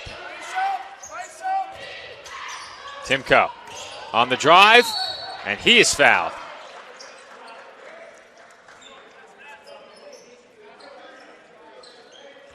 The 2 teams have combined for 30 free throw attempts in the game. And J.J. Chestnut has picked up his 4th. Wow, I thought that was potentially on Oyakonmi, but it goes on Chestnut. Chestnut was in foul trouble on Wednesday as well, if I'm not mistaken. Did not start the second half because of it. Correct. So he'll come out now, replaced by McAllister. Has to be difficult to get into rhythm early in the season when you've been in foul trouble 2 of the first 4 games. But Chestnut's the kind of player who can do it all for the Dolphins, whether he's scoring or not. Great on the rebounds from the guard position, a facilitator. Like all of the Dolphins, always hustling. And not as much pressure on him to score this year with all the new offensive threats, such as Clancy and Goldstein. That's a great point as well. He carried a big burden last year offensively, especially in that East Coast Conference tournament game. As Mallory's pass to Oyekanmi was deflected, and then off of Oyekanmi, the ball ended up out of bounds. It will be Rams basketball on the other side of this timeout. We're inside of 10 minutes to play. 9:29 on the clock. Dolphins lead is 4.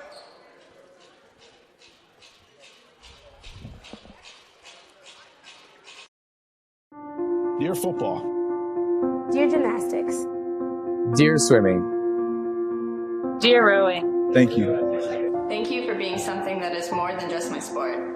Thank you for giving us the opportunity to use our voices and take action. You have brought me to a place outside of my comfort zone, gave me an opportunity to live out my dream, and introduced me to my mentors, my role models, and most importantly, my family. You have given me many ups and downs and have been a love of mine since I was a little kid. You taught me to be relentless in the pursuit of excellence. It's never been easy, but it never was supposed to be. For me, gym represents home. It is a place that doesn't care what I look like, can make me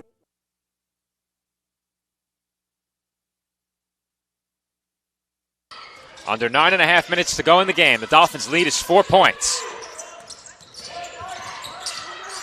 CSI continuing to pressure the length of the floor. Rams could not make them pay, at least not right away, and they now have 12 to shoot. Kaba for Barba Bay, and it's a 1-point game. Barba Bay, a lot of his points coming in the second half here. 4 3-pointers. We'll see how the Dolphins respond late in this game. Armas can't get the bank shot to go. Oyekanmi dives to the floor, but the Rams come away with the board. Chance for Jefferson to take the lead. Bird drives off the head fake, kicks out. Kaba's 3, no good. Rebound by Oyekanmi. Well, whether he's scoring or not, every time you look up, Oyekanmi is right in the thick of things under the glass. Goldstein off the mark. Numbers for the Rams. And the lefty layup is good. And there goes the Dolphins' lead as the Rams have come all the way back, take the lead now, 68-67. Eric Timko has given the Rams the lead. He now has 18 points. Mallory, short. Timko had the rebound and was able to find Bird along the baseline. Here comes Kaba. Back out to Bird. Barba Bay. Kick out. This is Kaba on the drive. Now Bird for 3. And that's good. And the Rams' lead is now 4 points. Hakeem Bird giving his team some separation here. 71-67, the Rams over the Dolphins. The Rams did not shoot it well from the outside in the first half. In the second half, they are now 5 of 6 from beyond the arc. Oh, check that. They are 5 of 11. Still a great percentage. Corner 3. Short. Bird has his own rebound. Barba Bay will try. And he's too strong. Rebound tipped out. And jump ball was the call. Possession arrow favors the Dolphins. Dolphins are going to take a timeout here. They will get the media timeout inside of 8 minutes. Our score, Jefferson 71, Staten Island 67.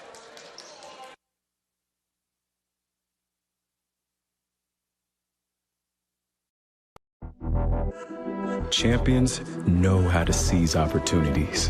When they see moments of greatness unfold right before their eyes, they push as hard as they possibly can, and then they push harder. Because the heart of a champion never settles, never quits, and never stops giving its all. We are champions. We are Division II.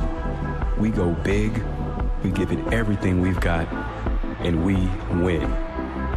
On the field, on our campuses, in our communities, for our causes, in our careers.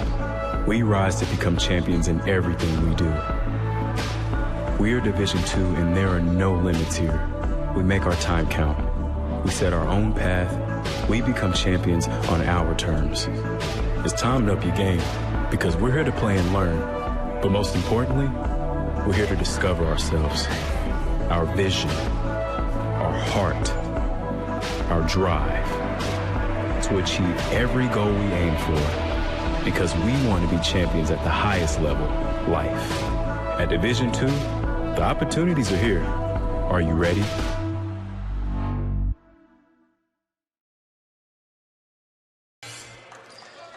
Just over 7 minutes to go from the tank. The Dolphins now trail by 4 points after leading by as many as 10 in the second half. Right now, the Rams in the midst of a 13-0 run. Dolphins need to score here to break it up as McAllister's fouled. Dolphins have been held scoreless now for nearly 4 minutes. And we haven't seen that much from the Dolphins so far this season. Outside of the opening minutes of a couple of games, they've been fairly consistent.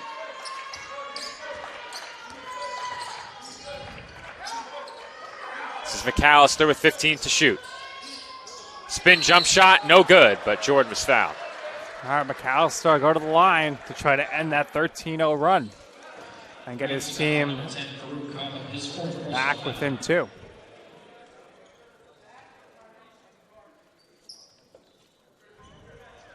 McAllister without a made field goal in this game, 2 points.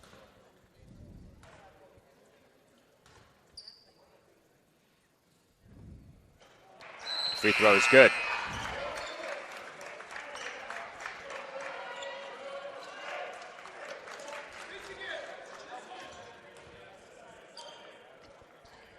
Chance to make it a 2-point game here.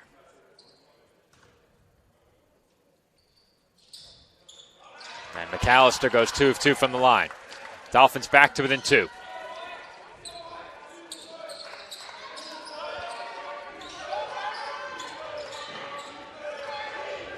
Dolphins once again pressuring the length of the floor. And Saya across the timeline. Bird didn't get the ball until there were 20 seconds left to shoot. So Dolphins at the very least once again forcing the opposition to get something with less time on the shot clock. And Saya thought about the 3. And that's a blocking foul on Shamar Laddie. Shamar can't believe it.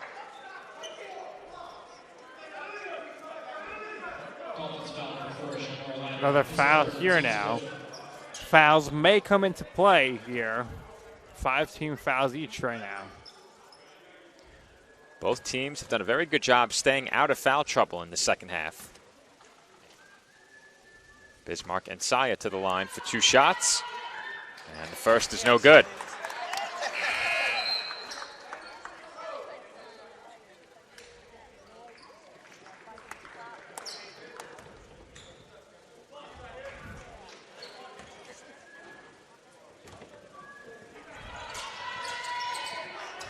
Second free throw is good, and the lead for Jefferson is back to 3 points.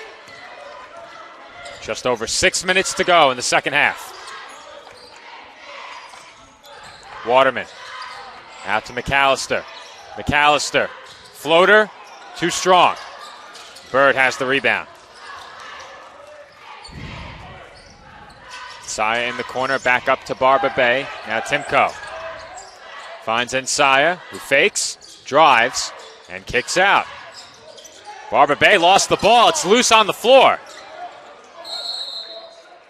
And it will be a jump ball. Possession arrow favors the Rams.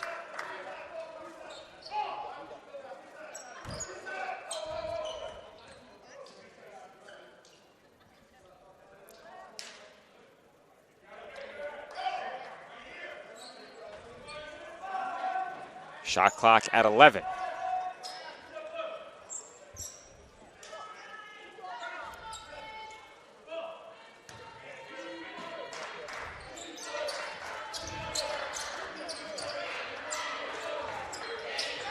Six to shoot.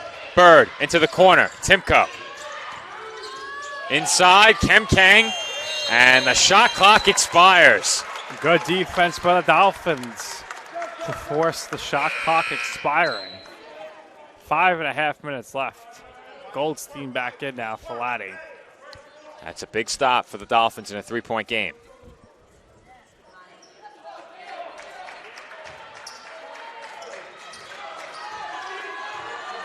Just under 5.5 to play. Goldstein surveys the floor. Now Clancy. Right back to Goldstein. Goldstein wants Mallory. He has him. Messiah fakes and kicks out. Goldstein thought about the three. Crosses over and finds Mallory for three.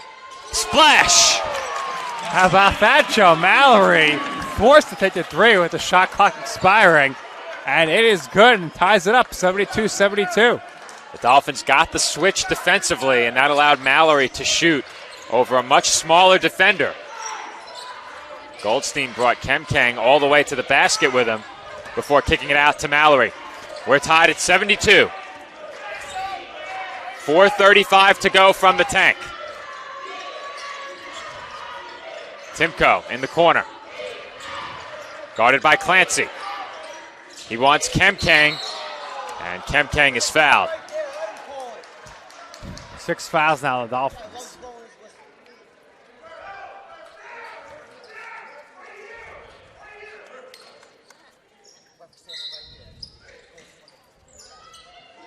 .20 to shoot for the Rams. Timko for three. That was halfway down, and Goldstein has the rebound. Dolphins gonna slow it down here. Maybe look to set something up. Goldstein looking for the screen. Goldstein. In heavy traffic right now. They are not giving him any room to work. He finds Waterman. Waterman, step back jumper. Is good. Bryce Waterman gives the Dolphins the lead. Waterman knocks it down. His first non-three-pointer of the game. He's got 14. Bryce has really come on in the second half. And he puts the Dolphins in front by 2. Just over 3.5 to go. Barba Bay for Timko. Hand off to Bird, who looks to drive. Bird nearly had it poked away. He finds Barba Bay. Goldstein steals it. Goldstein throws it right to Timko. Timko 1-on-2, and he dunks it with one hand. What a turn of events there, as it's tied up once again. What a play by Timko defensively. Clancy in and out. Great find by Goldstein, and possession will stay with the Dolphins as that ball was last touched by the Rams. And with that, we will head to our final media timeout of the afternoon. Our score all tied at 74. Being a champion takes more than talent, more than the perfect pass, more than using your head. Being a champion takes the spirit to always push harder, the ability to overcome any hurdle, and the fire to be the best. Welcome to Division 2, where the pursuit is yours to create. And the question isn't, can you do it? It's, will you?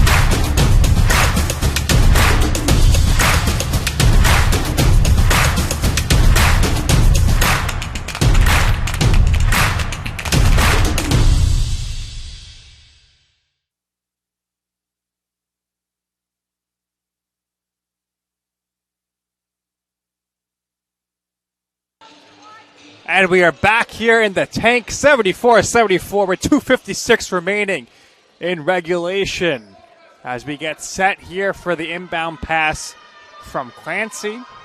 Clancy with Goldstein, Mallory, Waterman, and McAllister on the court. Mallory with the ball. Spins, turns, gives it to Goldstein. Goldstein to Waterman, who's backing down the defender. lays it up, and it's no good. And back the other way now are the Rams. Bird now with the ball in the half court to set things up. Gets it over to Hamby. Or to Kaba, rather. Kaba back to Bird. Over. And fouled there is Kemkeng by Mallory. Dolphins foul number 23, Messiah Mallory, his third personal.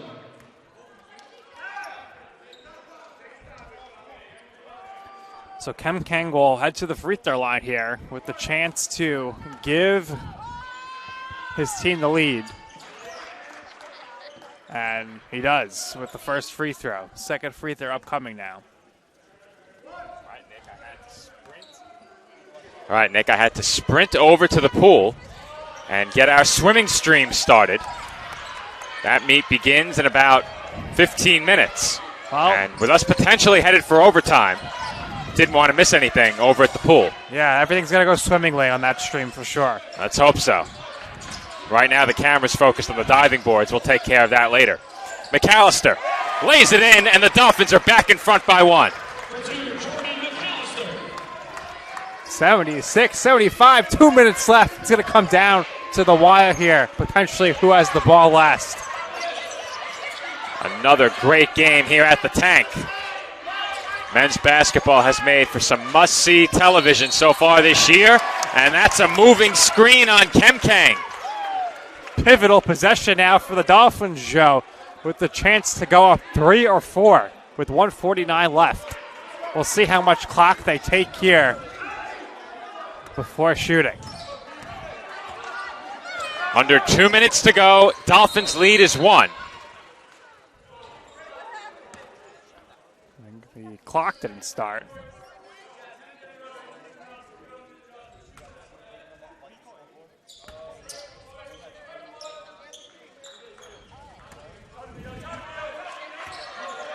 Dolphins had to inbound once again because of a clock issue, but they have it with 20 to shoot, 1:38 to play. Goldstein well beyond the arc right now. Works toward the wing. Now McAllister with 10 to shoot. McAllister working against Bird. Had it poked away and stolen. Here comes Barba Bay to the rim, and he is rejected by Mallory. No, not today. Mallory with the rejection, his second of the game. Now they're going to go offense and defense here again with the units, Joe, as Clancy and Goldstein head to the bench, and the OU Conley brothers come back in. Rams looking to inbound. Kemkeng for Bird.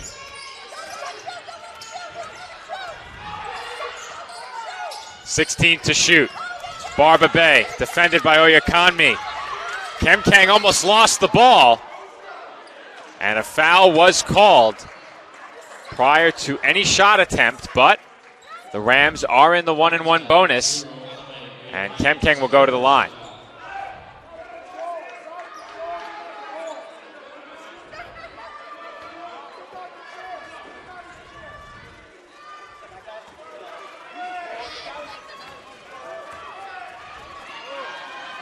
The first of the 1-on-one's no good.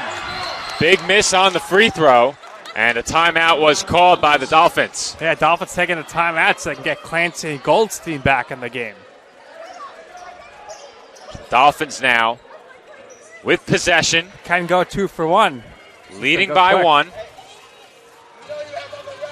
Assuming they don't turn the ball over and take much of the shot clock, it's likely they would have some time to shoot.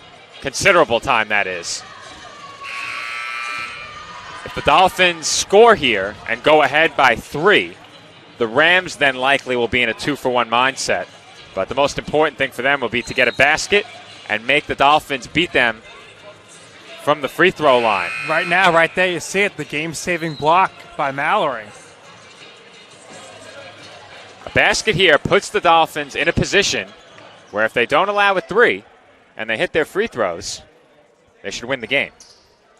But there is still an eternity left, 1:03, and the Dolphins will play this possession looking for any open shot they can find. Any basket here will make this a 3-point game or more. And that's a good position to be in the closing seconds. Goldstein will let some time come off the clock. Dolphins now begin to move offensively. McAllister isolated on the elbow. Turnaround jumper is good. Jordan McAllister with a big basket, and the Dolphins lead by 3. Jane Mack with the offensive attack, and it goes in and puts the Dolphins up by 3. Dolphins should not foul here. The Rams do not need a 3 yet, and they will call timeout. Now, the good news for the Rams is that the next foul they commit puts the Dolphins in a 1-and-1 situation. So they can prolong this game for quite a while if they keep scoring. Yes. Eventually, if the Dolphins hit all of their free throws, the Rams will need a 3. But when it comes to free throw shooting in high-pressure situations late in games, you just never know. And with that timeout, the Rams are going to allow the Dolphins to check back in their defensive first players here. But you do want to make sure, if you're Coach Tibbs, you have your good free throw shooters in the game. You don't want to get caught with them out on the bench. Well, we know in the past, if there's one man who you want to see get the ball and head to the line late in games, that's Bryce Waterman. So we'll see if they look to get Bryce the ball should that situation arise. Waterman, Goldstein, and Clancy, all very good from the line.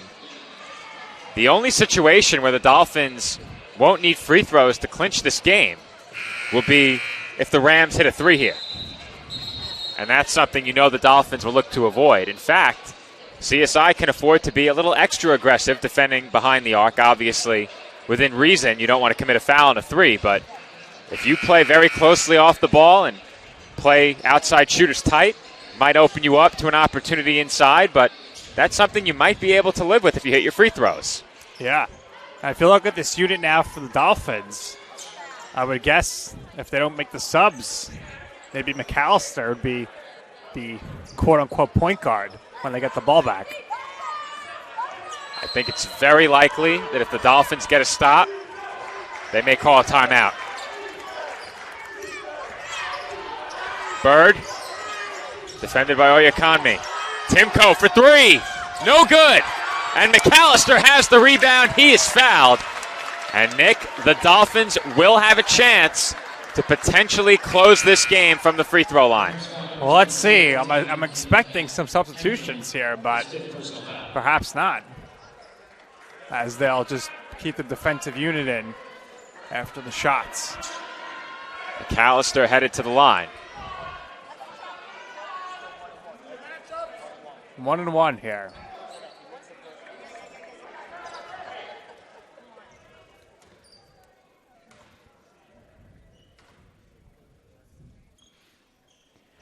And McAllister is too strong on the free throw. The door remains open for the Rams. Under 20 seconds to play. Bird. They're going to need a 3, but they'll call a timeout to draw it up. That is their final timeout. Now, Nick, I don't think there's any chance it happens, but the question that always comes up in these situations late in games, if the clock gets low enough, let's say inside 4 or 5 seconds. You should foul. Definitely should foul. And the Rams haven't shot it yet. Do you foul? I would. Now, it's easy to say we would, but at any moment that late in the game, they can go into their shooting motion, and then it's 3 free throws. Well, if you're going to foul them, you got to make sure they're not way beyond the arc and you're going to chuck up a 3. You got to make sure you wrap them up so there's no shot attempt.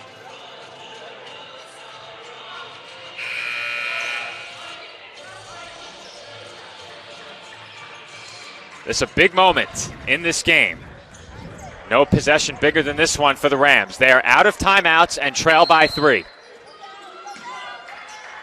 They are 8 of 30 from beyond the arc in this game. They need a big 3 here. Barber Bay hands off for Kaba. Into the corner. Bird, short. Fight for the rebound with 5 seconds to go, and a foul is called. The Dolphins will head to the line, and it looks like CSI, with a made free throw, is going to hold on and win this game. Well, we'll see what happens here on this free throw attempt. It's going to be a huge one, but if you're going to have somebody at the line, you might as well have it be a graduate student who's been around the game for a while, the college level, the leadership, the experience. See if this game can be put on ice by Adelaide. Free throw makes it a 2-possession game.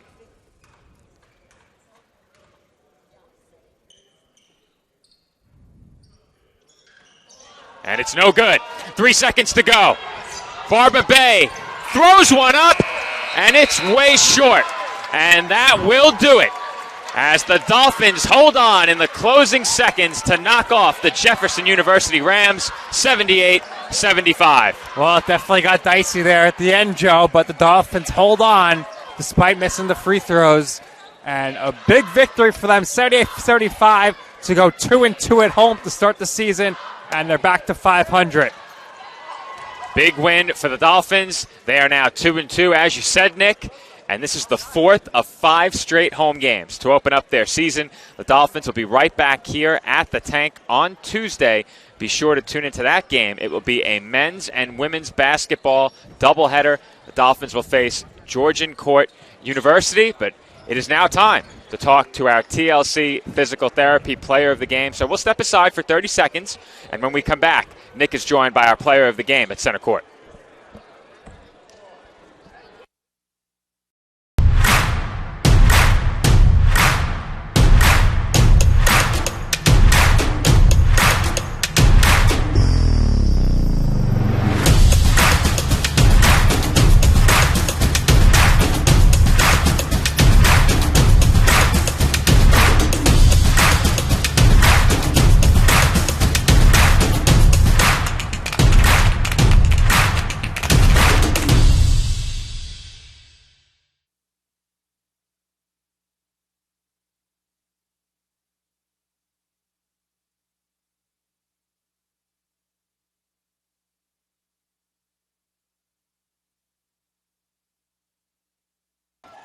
And we are back here in the Tank on the court with the TLC Player of the Game, the birthday boy, Bryce Waterman. Birthday to you. Thank you. Birthday to you.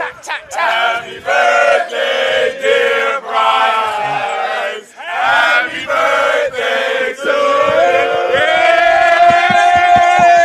you. Thanks, y'all. Well, Bryce, how was that for a celebration? What better way to celebrate your birthday than with a big win here in the Tank? Yeah, I can't think of any better way to celebrate my birthday. All my friends and family here, my uncle's here, I got everyone's family here, so it's a great way to celebrate with a win. Just like Big Brother. Everyone's always watching. Everyone's locked in here. Yep. Great game for you today in the second half, heating up with the three-pointers. Tell us about how your mentality missed a few early on, but you just kept shooting through it. Yeah, always going to keep shooting. We got so many guys this year that can score the ball, so it's not a big deal if I'm missing shots. It's somebody else's night. We did a great job in the second half on their guys that we try to contain. We rebounded the ball. We got to do better with that, but, we got some key stops down the stretch, which was big. Well, let's talk about the play of the game, we'll call it. Mallory steals it, goes to you. You fire it down the court like a quarterback to the end zone to him. Slams it home for a touchdown. Walk us through that play. We play some dodgeball here and there every once in a while in practice. And my brother's a baseball player. Yeah, the exit velo on your throw. I should have been a pitcher. But, it was a great play. It was a great play by Masai, and I'm glad that I got it to him, and he had a big dunk. All right, Bryce. Well, congratulations. Big game to end the home swing here Tuesday night in the Tank here. Mm-hmm. Let everybody know why they should be here in the Tank. Last game before Thanksgiving. We need all the fans that we can get and all the support we can get. So we'd love if you guys can be here on Tuesday. All right, there you have it. Bryce, congratulations. Happy birthday. Go enjoy the victory with your team. Back to you, Joe, at the desk as this concludes the TLC post-game interview with the player of the game, Bryce Waterman. Appreciate it. Thank you, Nick, and thank you to our TLC Physical Therapy Player of the Game, Bryce Waterman. And, of course, happy birthday, Bryce. I saw him earlier today. Did not know it was his birthday until you told me, Nick. I'm not big on social media. What a post-game with the whole crew singing. I mean, that's going to have to go in the Sportsnet intro at some point. I think it might have to. We had a great shot of it as well as the Dolphins pick up the big win today by a final score of 78-75. Now, Nick, we have just 2 minutes until swimming and diving kicks off their evening session. You better swim on over there, Joe. So I have to bolt over to the pool area next door. All of you have fun breaking down. I'll take some of the equipment with me, but That's it for our broadcast today. We have to sign off here. Once again, Dolphins win 78-75. This has been Joe Foreman alongside Nick Durst on the call, Tyler Clark, our engineer, Pat Gilorenzo, our camera operator. We will all see you again on Tuesday night. The Dolphins host Georgian Court University as part of a non-conference basketball doubleheader.